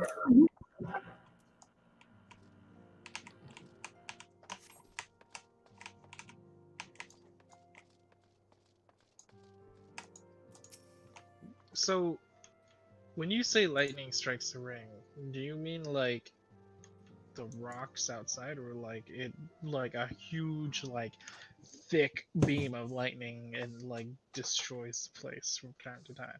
From time to time, the boulders that ring the outside of the clearing ahead of you, this circle, the boulders themselves are struck with lightning. So, if we just zoom past after lightning strike, should we be okay? That's what I would suggest us doing. Wait for a lightning strike, then book it to the interior of the ring. And if we want to get out, wait for a lightning strike, book it out. That's what makes sense to me, unless Could send Poncho in first and see if that I works. had that thought, yeah. okay. Just have him drag the statue out for us. Why is Pancho so small? We're all tiny on this map. Yeah, but Pancho's smaller than my dude. That's because you're huge. Anyway, Pancho's going in. He runs in. Yeah, Pancho makes it in. Can he say "you stay, I go" as he does it? No. Oh, I'm sorry. I know what you're going for, but he can't. okay. Pancho approaches the statue. And he punches it. Okay. Is Pancho alone in there? He is at the moment.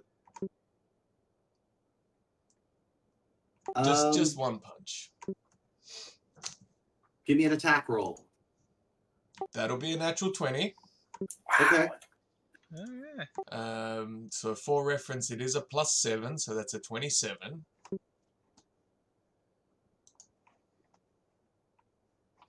You just want damage? Yep. That'll be 11 damage. Okay. Statue takes 11 damage. Oh, Wait, don't you double that for a crit?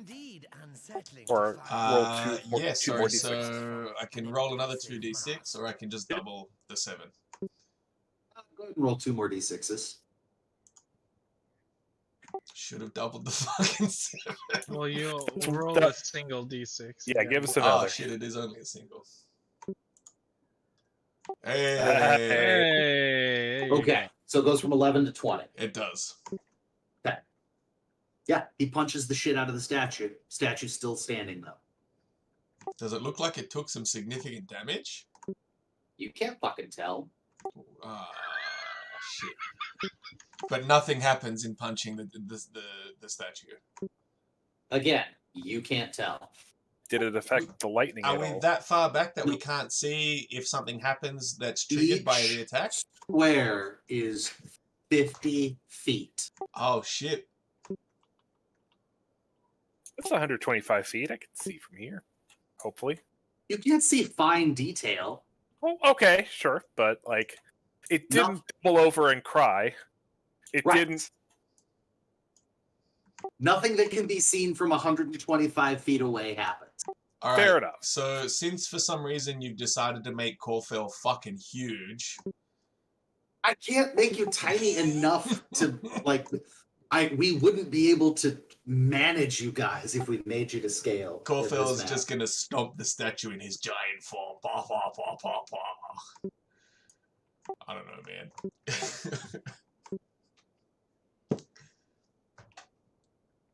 Maybe we're too Yeah. close to the stone ring, though. Sniv is getting ready to go in.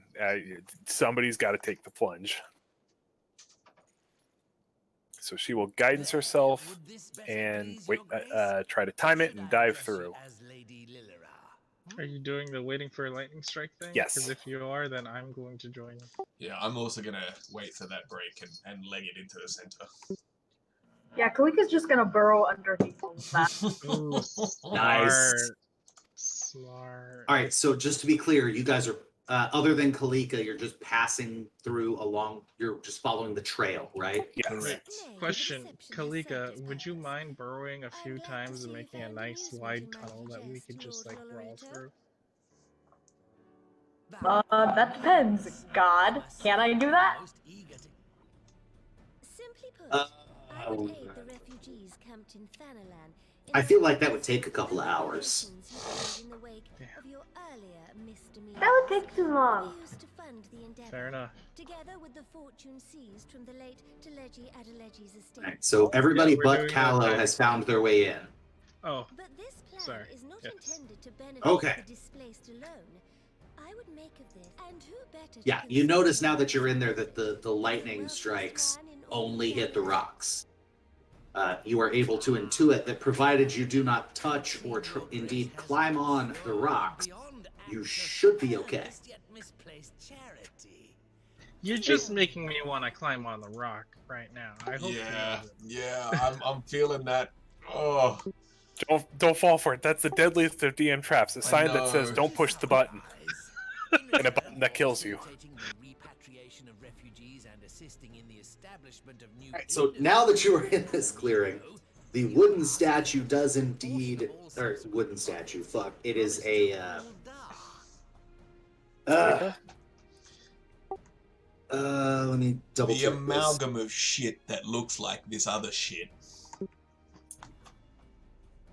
Woven Yeah, twig. it's woven twigs and stuff. There we go, with some dirt stacked on it. The statue does indeed bear an eerie resemblance to Strahd von Zarovich.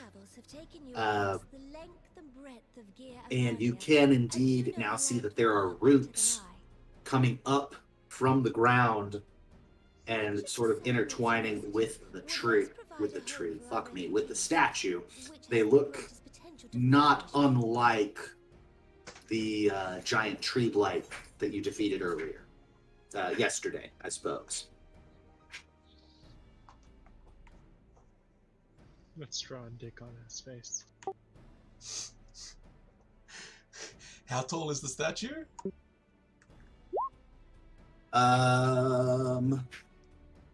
Big. Hang on. 50 feet tall. Oh, damn.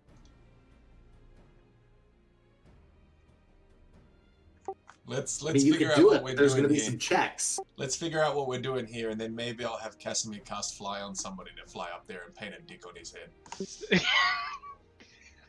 We can, but what if we just destroy it?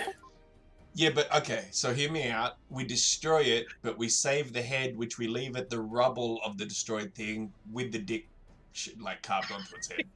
All right, I'm into it, but we don't need fly for that. Let's cut it down, then take its head off and draw a dick I on think it. we finish our business here, and then we do that. Okay.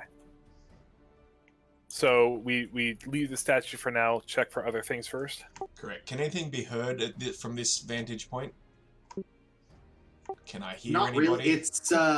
It's very noisy where you are because of the thunder. Thunder and lightning. Mm-hmm. Very, very frightening. Hey. Hey, Galileo. All right. Sniv is going to glare at the statue a bit, but we're moving on. We're moving on. So we're up high, right? We're at the peak of this hill now. Yeah, let's consider the hill almost like sort of a mesa. It's relatively flat at the top. I'm going to come to the opposite edge and look out and down and see what I can see. Okay. So to the south and west, you can see a small grove of dead trees. And even from where you are, you can see some needle blights sort of wandering around in there. They're not really hiding.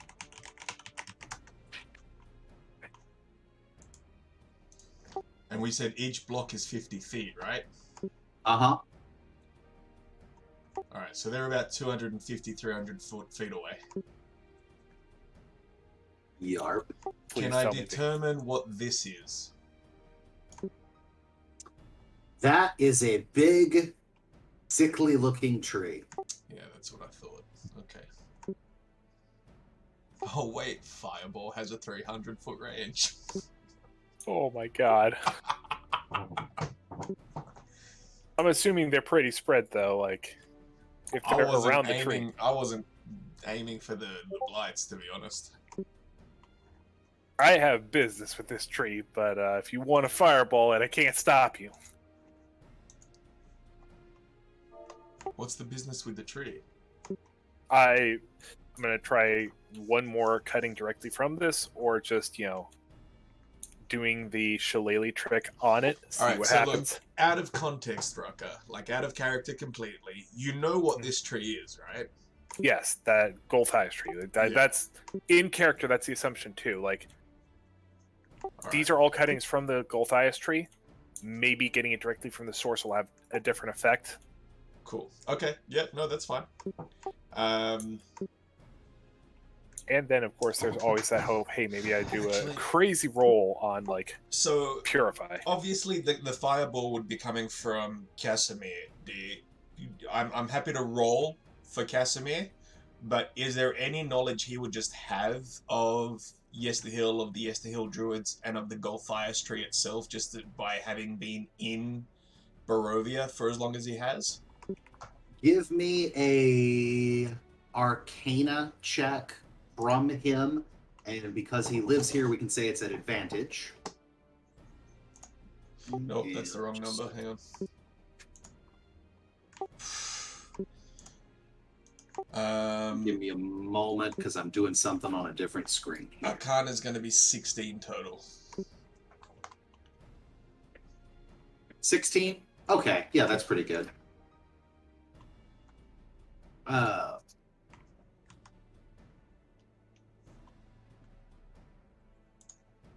With a 16, he would know.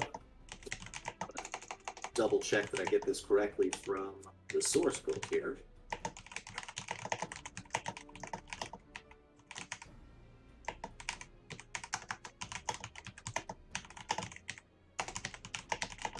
That the Golthias tree is a legend, really. He never expected to actually see it. He never knew what was here at Yesterhill. The story goes that hundreds, thousands years ago, like just eons ago, there was a vampire named Golthias who worked terrible magic, evil, horrible stuff in a place called the Nightfang Spire. He was killed when a hero plunged a wooden stake through his heart, but even though his body was destroyed, his blood infused the stake with some of his corrupted power. And over time, the stake sprouted tendrils and grew into a sapling And eventually a corrupted druid discovered that sapling and transplanted it somewhere where it could grow. And from that tree came the seeds from which the first blights were sown. Is that the origin story of the actual Gothios tree, or just in reference to the Barovian campaign specifically? I wonder. Actual Golthias tree, that is straight from the monster manual. Yeah, fucking mad. We also just lost Angel again, I think. Yep.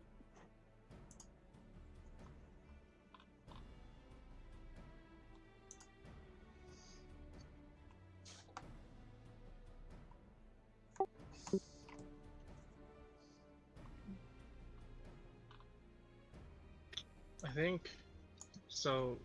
The vampire was killed by a stake, and that stake, and he corrupted the wood, and that wood was planted, right? Did I catch The that? stake that killed this evil vampire eventually grew into a twisted sapling that a crazy druid transplanted somewhere and allowed it to grow. And from that tree came the very first blights. Needle blights, twig blights, vine blights, tree blights, any kind of plant blight came from the Golthias tree.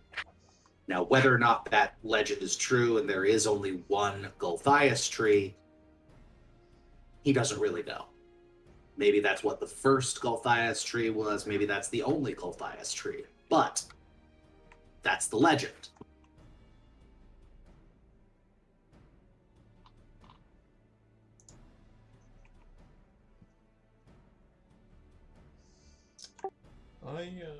Okay. I still think Casimir's gonna throw a fireball at it.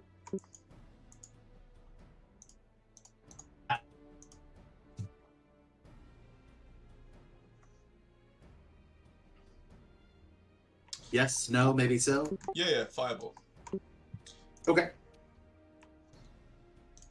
Just double checking the range. Oh no, it's only 150 feet. What's... Oh, Ice Storm was 300 feet. That's right. You want to make it cold?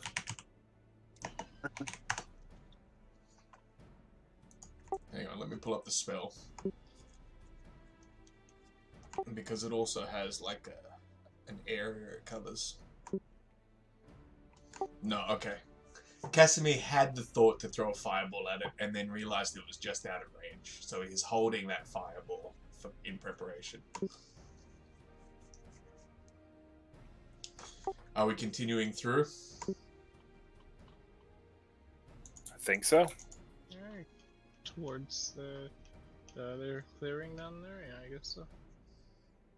Okay. Pancho's gonna take a departing swing at the statue as well. Nope. With. Okay. Let me move you to a different map then. Okay.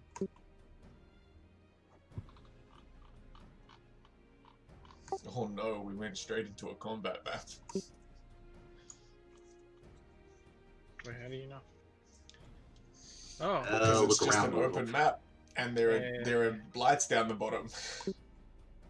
when we moved, it was like pure black for me, so I had to like move up.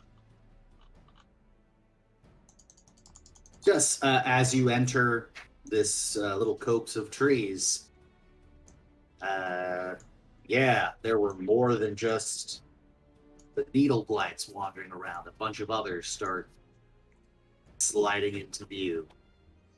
It's fine. Let's It's fine. let's go ahead and do an initiative roll. Let's. Can I do higher than 4? Wait. What? Oh, Jimmy rolled 20 on initiative for Cal. Yeah, I did. For fuck's sake. Thank you, Jimmy. My initiative is a 3.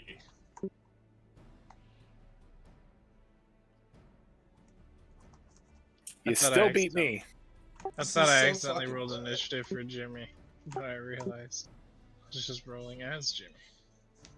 It's so fucking bad. I don't like this at all, You dude. said yours was a 3. Yeah. I tried the whole roll just the straight d20 and add the modifier this time rather than clicking the initiative button, and it still doesn't fucking matter.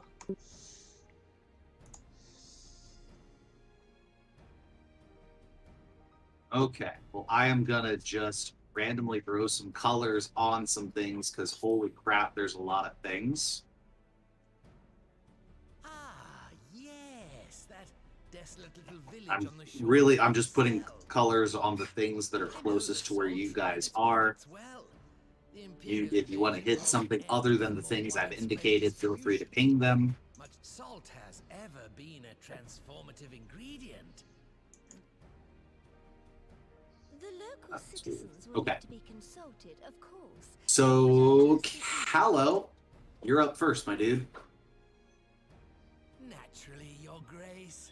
I shall dispatch representatives shooting well-versed red. in the extraction of the Loch's bounty will contribute to Alamigo's enrichment. Jimmy's whilst just gonna easing wait at the my side. burden on the bull. Yes, a 17 is definitely. Oh, 14 was the first one. Okay. Yeah, you kill it with your first hit. Or do you want your second attack to go? Oh, then blue. And blue is also dead. Cool. There's no blue and red. And a new blue. Closet door. Okay. That will be Kalika's turn then.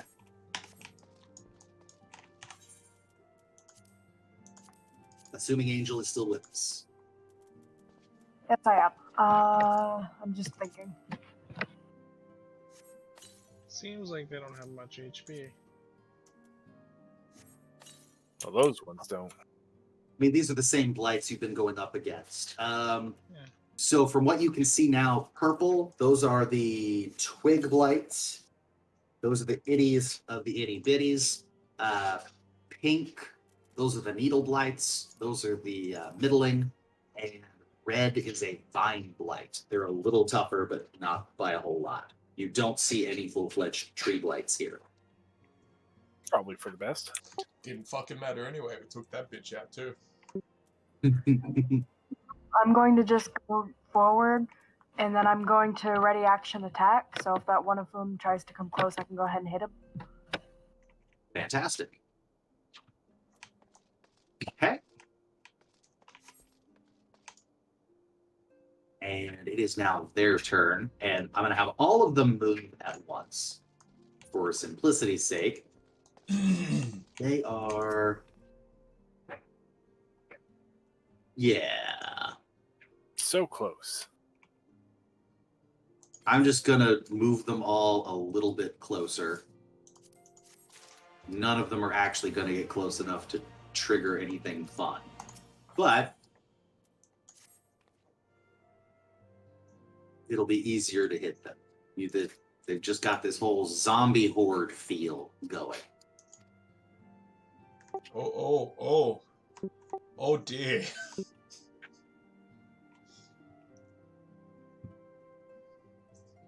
Now, a couple of the needle blights should be in range to launch ranged attacks. Not that many. Okay. 2 of them are in range to attack Kalika.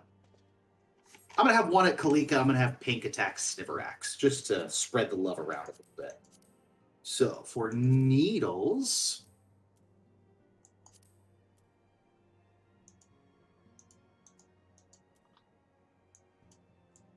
Oh, come on, roll 20. You can do this, baby. All right, so this is the attack against Kalika. Okay, I assume that's a hit. And then the attack against Sniverax is not a hit. Nope. Kalika will take 2d6 plus 1 piercing damage. Yikes. 9 piercing damage for Kalika, and that is it. It is now Corfel's turn. Okay, so Casimir is going to move forward some.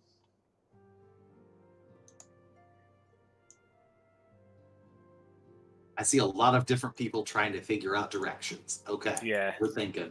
He's gonna come out here, and he's gonna target this pink one here with just a firebolt. Oh. Fire bolt. Okay. Yeah. So that'll be.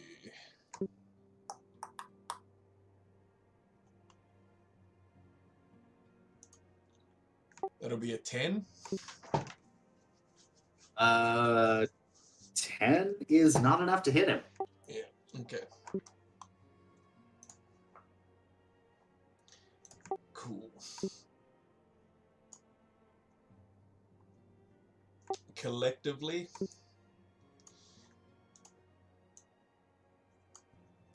Collectively, what? sorry, hang on, I'm trying to make it so I can move them together.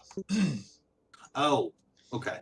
My dudes are gonna come down to yellow.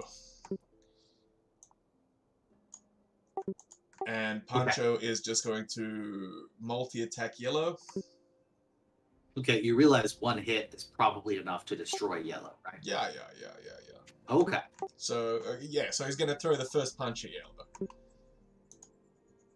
That'll be a 20-something to hit. A 23, I think. Oh, yeah. So that'll be 2d6. Plus 4, that'll be 8 damage. Okay. He is destroyed. Yep. Punch is going to hold designate there. New yellow. And I'm going to throw a Eldritch Blast. 2 Eldritch Blasts out, one at pink and one at purple. Okay.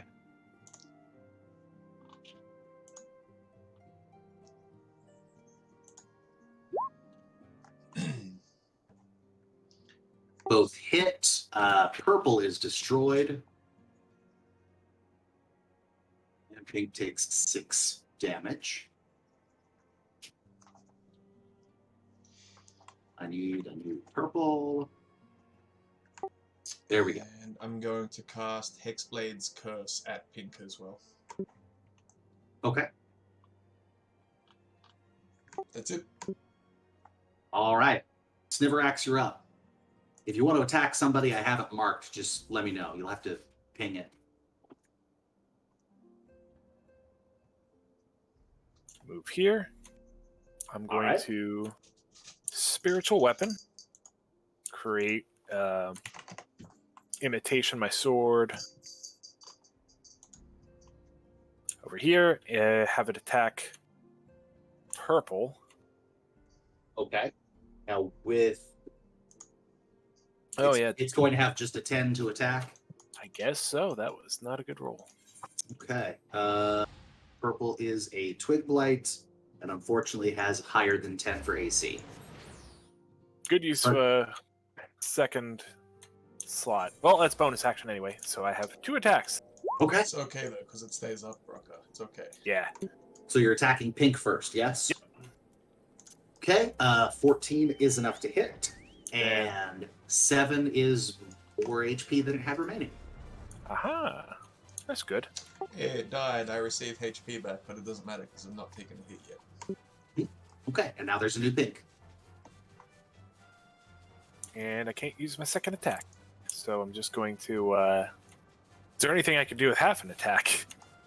No. That's all I got. All right, brings us back to Callow.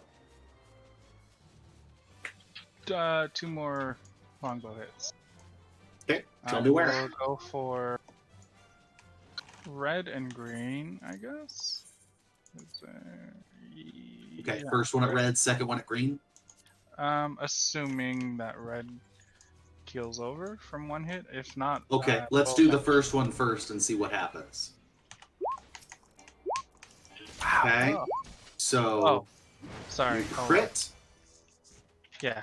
and do 13 damage to red.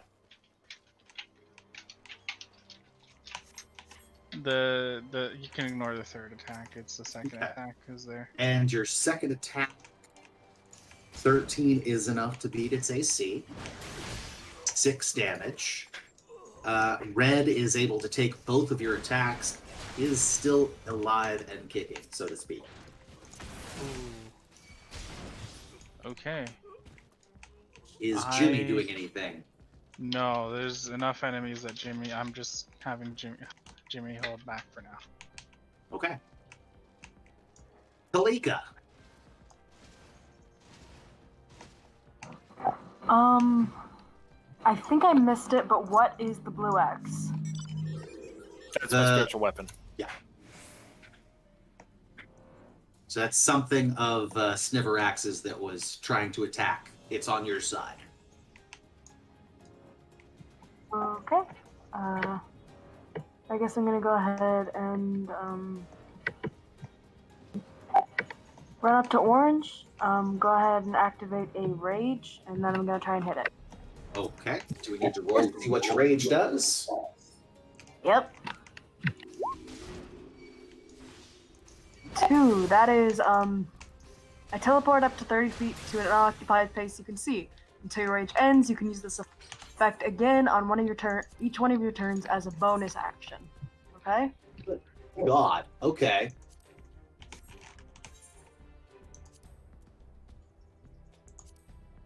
Okay.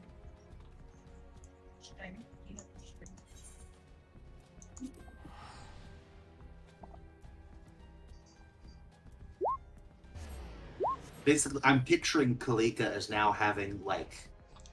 Yeah, she's Nightcrawler now. You switch to the blood spear. Going out of reality then. Alright. So yeah, your first attack is more than enough to kill Orange. Like, outright. Do you have enough movement to go somewhere else? Oh god, she's gone.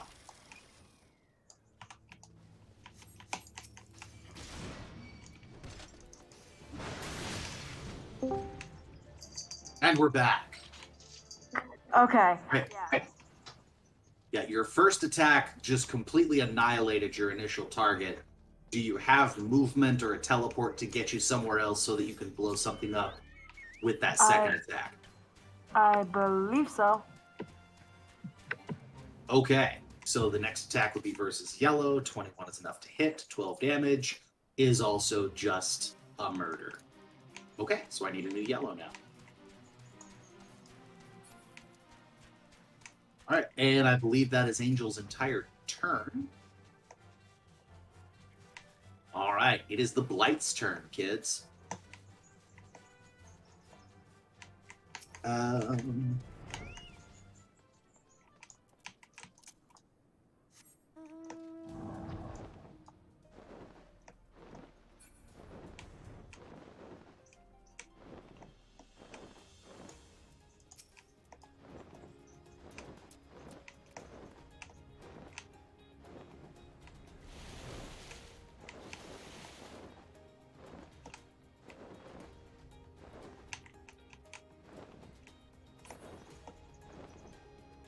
So I'm going to have 3 of the Twig Blights try to attack Kalika.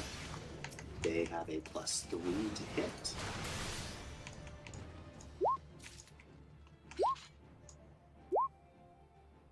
What was your AC at again, Angel? It is still a 15. Okay, so 1 of them manages to hit you for 1d4 + 1. Huge hit, let me tell you what.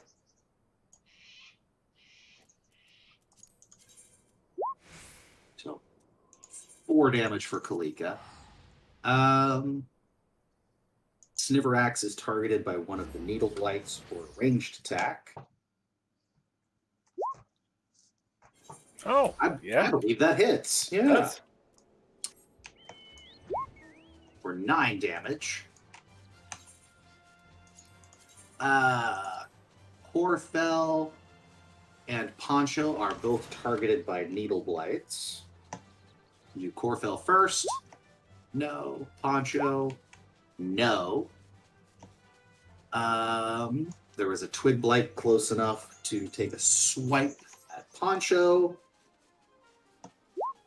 Nope. Jesus.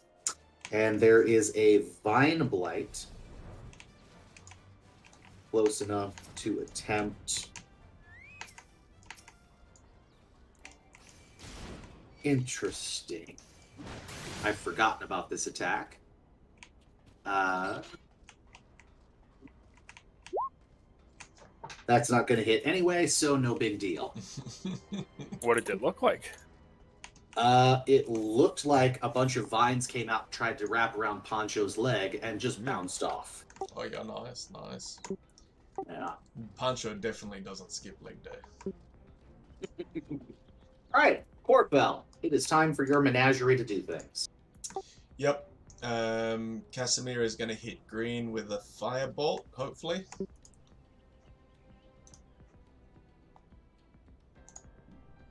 Oh yeah, that'll be a 21 to hit. Yeah. Oh yeah, that's plenty. That'll be 13 damage. And they are vulnerable to fire, so that's 26 against his 4 HP. Yeah. Okay. Green is dead. Time for a new green. Pancho's gonna move in a little bit. If Pancho moves too much, he might trigger attacks of opportunity. No, he's just getting closer to orange and red. Oh, okay. Yeah. And then he's gonna multi-attack and swing first at red. That'll be 25 to hit. Oh, yeah. That'll be 14 damage. Okay. Is it dead? Red is dead. Second swing at orange. That'll be 24 to hit. Oh, yeah. And that'll be 13 damage. Okay, he's dead. Time for a new orange. Eldritch Blast, one at the new orange and one at blue. So that's going to be... also, Pratim appears to be having issues with Roll20 being a dick. Yeah, I guess just F5 and pray, my friend. 11 to orange and 25 to blue to hit.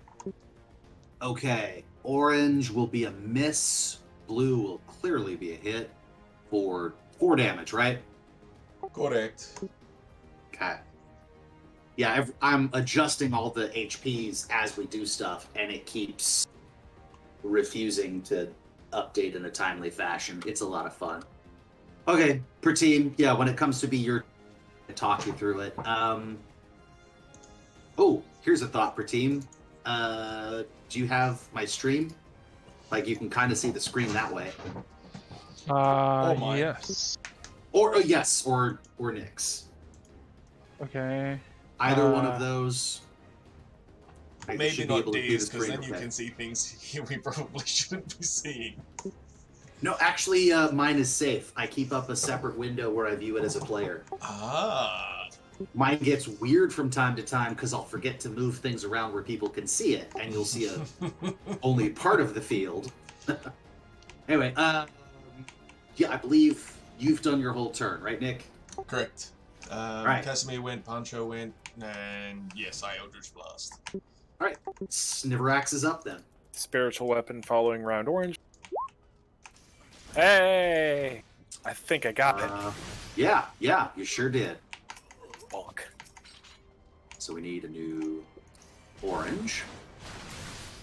I'm going Okay. to... That's 10.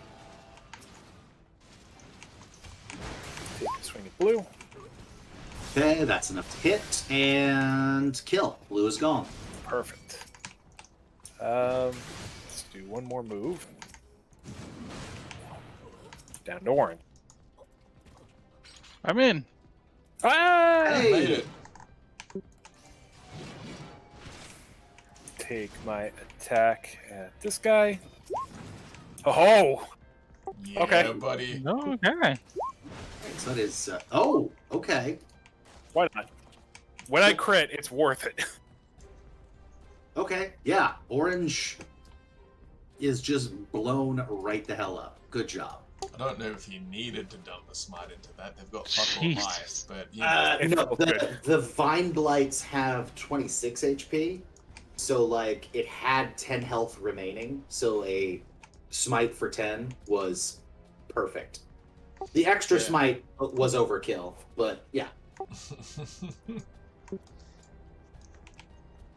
Oh wow, you guys really cleared this map out from the last time I saw Yeah. it. Okay. All right. So that'll make it Callow's turn. Well, I guess Kyle's gonna shoot at this one. 2 Okay. shots, and Jimmy's gonna go in for a bite as well.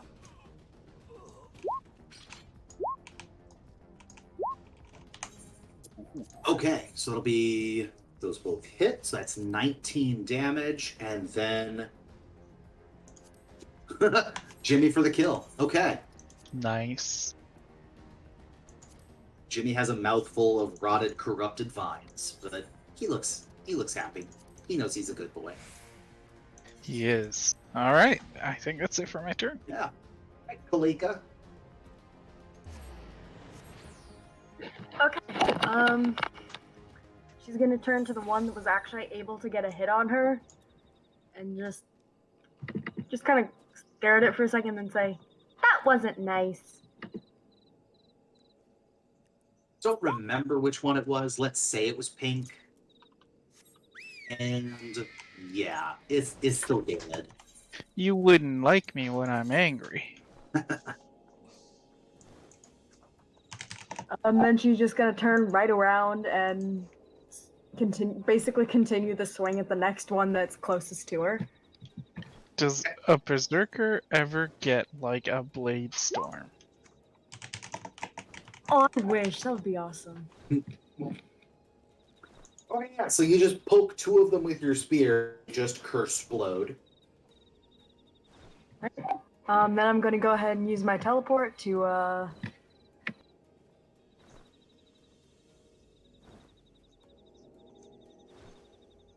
Wait, huh? You got a teleport? She does. Wild magic. Oh, wild magic. Oh, that. Damn, that's so cool. just Well, go away. this time she gets to teleport. Next time, maybe she turns into a potted plant. Who knows? And then Literally wild magic. So one of the twig blights is going to come after Callow. This one will go after Poncho. Okay. So I'm going to have green attack Callow. +3. Is 17 enough to hit Callow? Let me double check. Core stats. AC, yes, it is enough. I have 16. Okay, so you are going to take just a massive hit of 3 piercing damage. Sniverax, blue is going to attack you and do Jack All. Yellow will attack Poncho. Ha! Oh. What? It really gets in there. Do 2d4 to him. Yeah! What a massive crit for Son. 6 damage to Poncho's ankle. What? Just Fuck, how step dare on you. him next turn. Just fucking step on him. Shit, hang on, that's not his right health. What's he supposed to be at, 140? I mean, he should have been at full health at the beginning. Yeah. Yeah, so we I'm said bouncing you 6 between damage, right? screens. Yes. Thank you. Alright, Orange is going to take a shot at Sniverax. Choose another +3. Does nothing. And Red will take a shot at Poncho, because why not? That'll hit. Ponchos. That will. Yep, 17 Man. is the AC. Poncho's getting absolutely messed up. 1d4 at a no. time. So this hits for 2d6 + 1. Yeah. That's 7. 13 damage Poncho gets hit for. That'll That take means him next turn, he's going to have 3 damage. Yeah. That's 2 turns to regenerate. Okay, Corfell. So, which one did the 7 damage? The yellow? The The 7 damage was from Red, the from middle Red. knight out there. Okay. The yellow one's the one that critted So for 6. Pancho's just gonna punch Yellow right in the face real quick. Okay. Nope, that'll be 8. 8 is not enough. Right, so he's just gonna again bring the other fist down, but like it's not gonna be a punch this time. It's gonna be like just a straight hammer fist down. Okay. Replanting the twig. That'll be a 16 to hit. 16's enough. Let's see that damage. That'll be 10 damage. Okay. Yes, Poncho's fist goes into the ground where the twig blight was and comes up, and the twig blight is just gone. Good. Have him check the underside of his fist. Wipe it clean. Got a splinter. So we've still got Corfel and Casimir, I believe. Yep, Casimir is going to Firebolt Green. Maybe. Yep, that'll be an 11 to hit. Not quite. Sorry, 11. Is it 11? Yeah, 11. So that's his They've turn. got an AC of 13, so. And Corfel will just Eldritch Blast orange and blue. Okay. So 23 and 22 for 4 damage each. Because I don't Okay. think that misses either of them. You know, No, I just got. definitely hits them both. I had this amusing thought that in like Star Wars, all the stormtroopers are playing Curse of Strahd and they can't get hits because they're not, you know, they're the players, and the That does DM's sound dice are about better. right. Okay, Sniverax.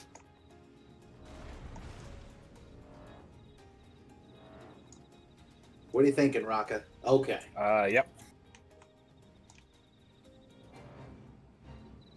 Start with spiritual weapon. Okay, yeah, it's dead. It's very dead. Oh. You hit it for a lot. It probably shouldn't have moved then. You should learn to teleport. That's a good point. I'm gonna guide this for absolutely no reason. You're gonna guidance who? Just me. Okay. To remind myself not to do that again.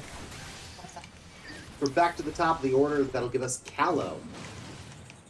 Okay. The green, I'm gonna attack green. And I'm just gonna hit him with, I guess I'll stab him. I mean, cause why not? Okay, with what? Double attack, and then neither of those hit. This is tragic. I shouldn't have stabbed him. It's okay, you got Jimmy. We can bite him. Okay. Yes, Jimmy does indeed destroy him. Good old Jimmy. Doing the work for us. In my head, Jimmy killed him as Kylo was taking the swing, so both swings missed. They just hit thin air, and Kyle's just gonna look at Jimmy like, yeah, I had him too. It was okay. I got him.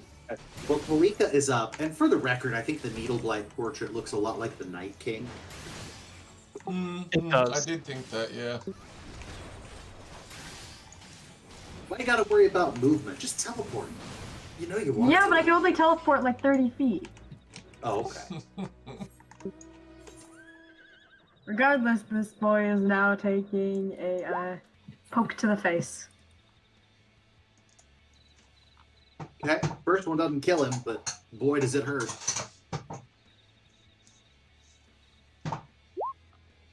Oh yeah, he dead. He's so dead.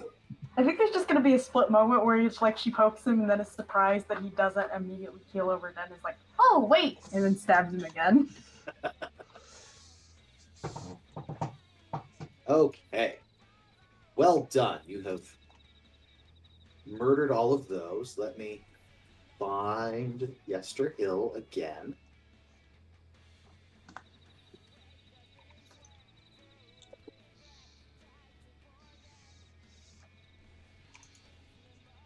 And if D removes only one of those blight tokens, like each of those is its own encounter.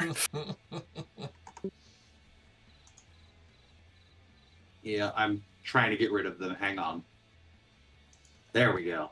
It's now safe to move you guys in. Yeah. Okay. So, ladies and gentlemen, welcome to the Gulthias Tree. At the south end of the hilltop is a sickly copse, a grove of dead trees and shrubs with a huge, misshapen tree at its core. Blood oozes like sap from its twisted trunk. Skulking around the trees are 6 gangly humanoid creatures covered with needles, which you've already murdered. Embedded in the tree is a shiny battle axe, beneath which lies a humanoid skeleton. That warrants some investigation.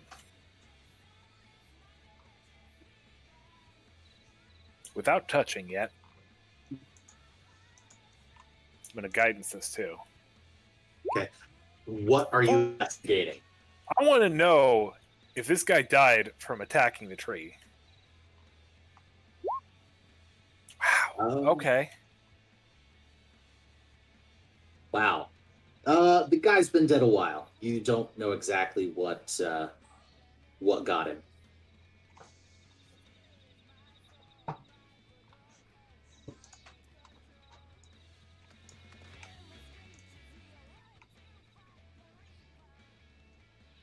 What got him, Rocco? Death. Don't you hate it when you die of death? Maybe somebody who has brain can figure this out. Well, that disqualifies Kalika. I will also try to investigate.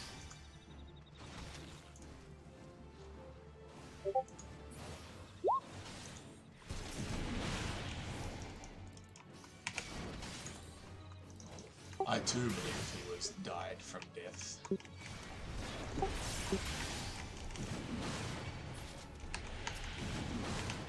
All right. Well, your investigation yields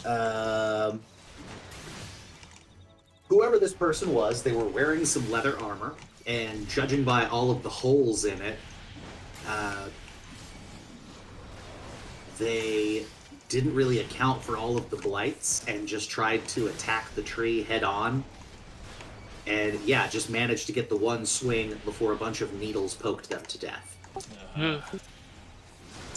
The leather armor they were wearing is too holy to be useful to anyone, and they've been dead a while. Like, it's bones and armor. What about that axe? What about that axe, though? Give me another investigation check. Oh, yeah. Ooh, okay. The axe is definitely magical. It's a battle axe. Looking for the description. Its handle is carved with leaves and vines.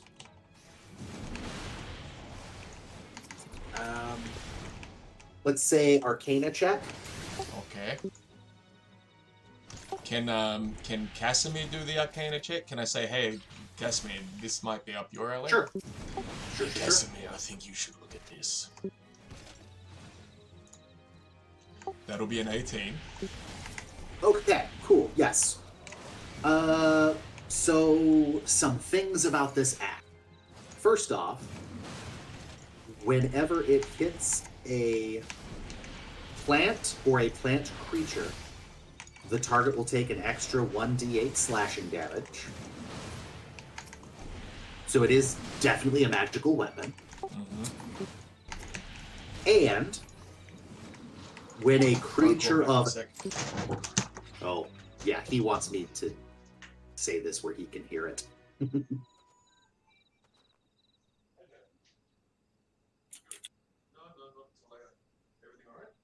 Just so I can throw something in the queue, since we have a second. Yeah.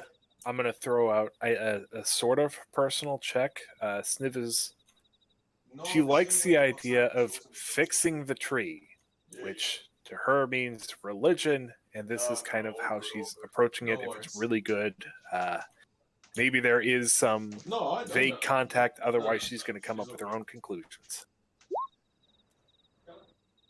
And of course, guidance, because that... When else would you guidance, aside from trying to do religion? Okay. Right. With a 13,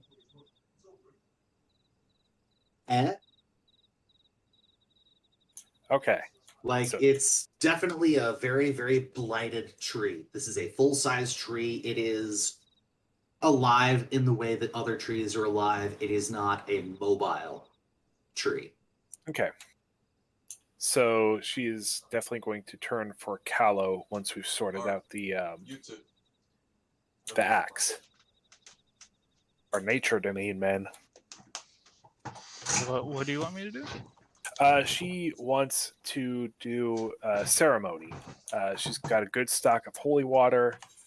She wants to try dedicating the land, dedicating the tree to a god. Torm is her first choice, but it's a plant. Callow is nature domain. He may know the right domain to dedicate this to. So she is going to ask him for help on this. Okay. Now? When we have time, this is kind of in limbo, but like Okay. pretty much while we're here, it's going to be an hour ceremony. So like, unless we really need to book it, this is just like a full-on let's try to fix this thing. Okay, so you're essentially consecrating the ground around the Gulfias tree, yes? Correct. Okay. Let me link it.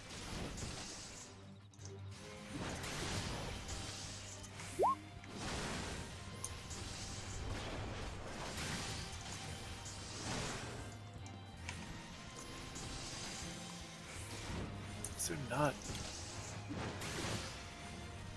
Oh, there wasn't a ground one. There is a spell for that, but it's 5th level. Yeah. You're thinking of Hallow, I think. Okay. So there is nothing on this list I could do, I guess. Unless she just sort of freeforms it.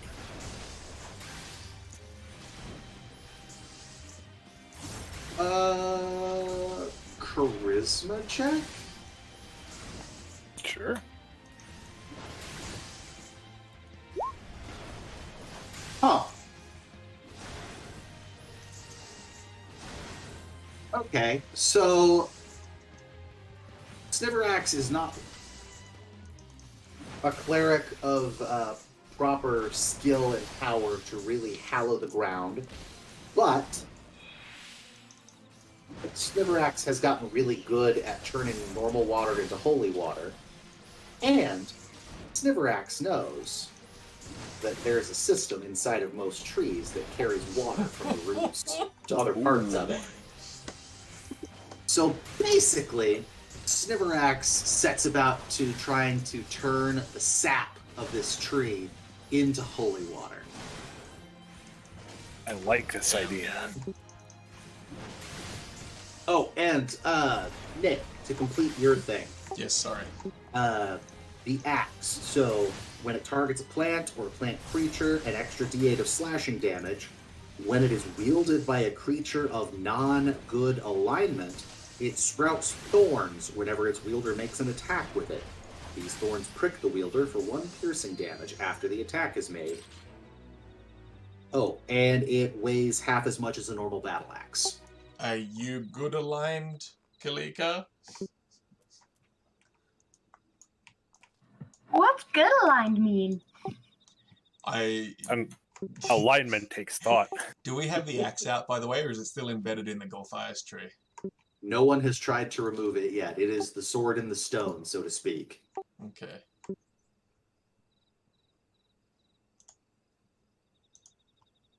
Legitimately, though, I don't actually know what she qualifies as.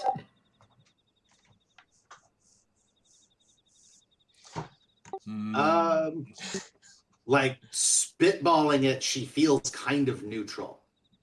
Like she's definitely not evil, but her goals are not necessarily to help others, which Yeah, is no. kind of where I feel good goes. She seems like a character that's strongly influenced by the alignment of people around her. So she's as good or as evil as the people near her, but not completely drawn that way. So yeah, neutral sounds right from top end, but like if you know that this is, when Kalika's done with her adventure, she returns home and just goes back to Yuan T normal, like that's what you know. I'll say, yeah, next to Strahd, she's a fucking angel. But yeah, like left alone with you guys, she does seem, on the whole, to be next to Sniverax. She can sometimes be evil, trying to eat people and shit. But yeah, like I feel like the needle is more towards good, but still neutral-ish.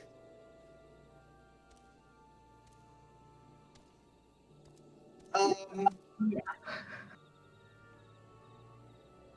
So, Sniverax, do me a favor. I want an investigation of the tree since you've performed this blessing on it. I was going to say, if investigation's what you feel is best, I mean, just however you would try to tell what the results were. I'm gonna ask Callow for help on investigation too, since he's a part of this. Okay. If he's willing, of course. I willing. assumed.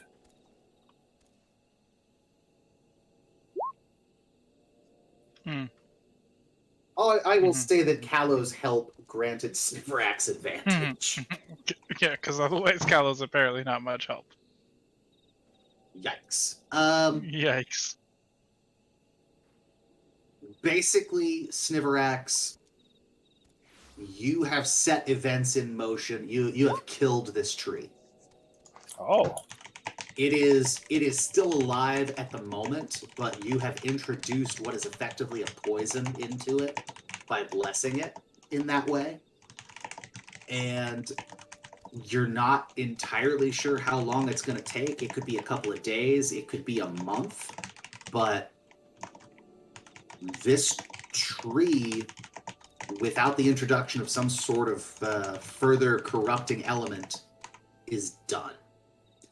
And with that, no new blights can be created in Barovia. Ooh. Fantastic. I mean, we wiped out all of them that we found, but I'm glad there are no new ones.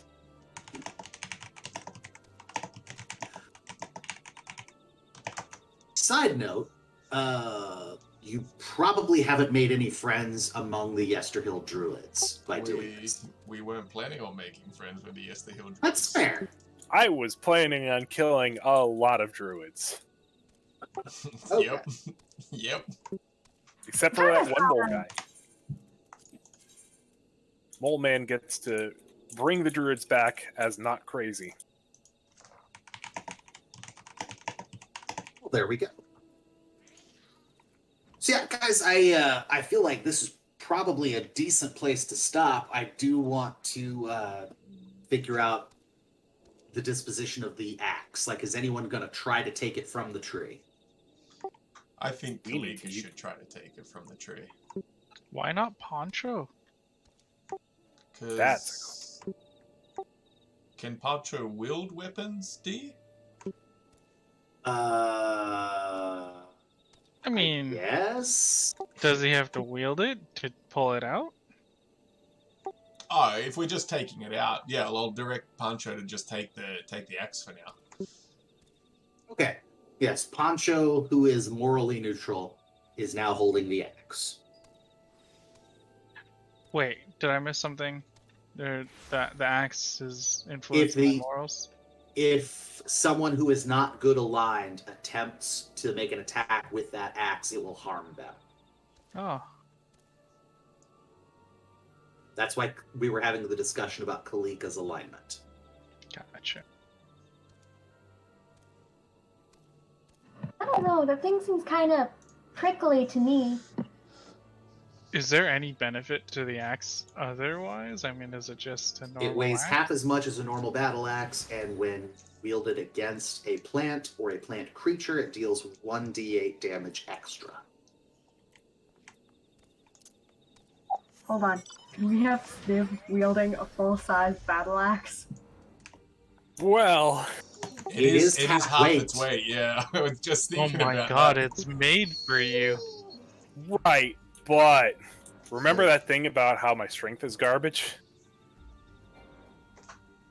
It would still be really funny. True. He's Here, let me show he's you my like, "It'd be strength again." funny. That was max damage. Hey. Well, The axe is magical. that's still it's funny. okay. You could carry it around without any major.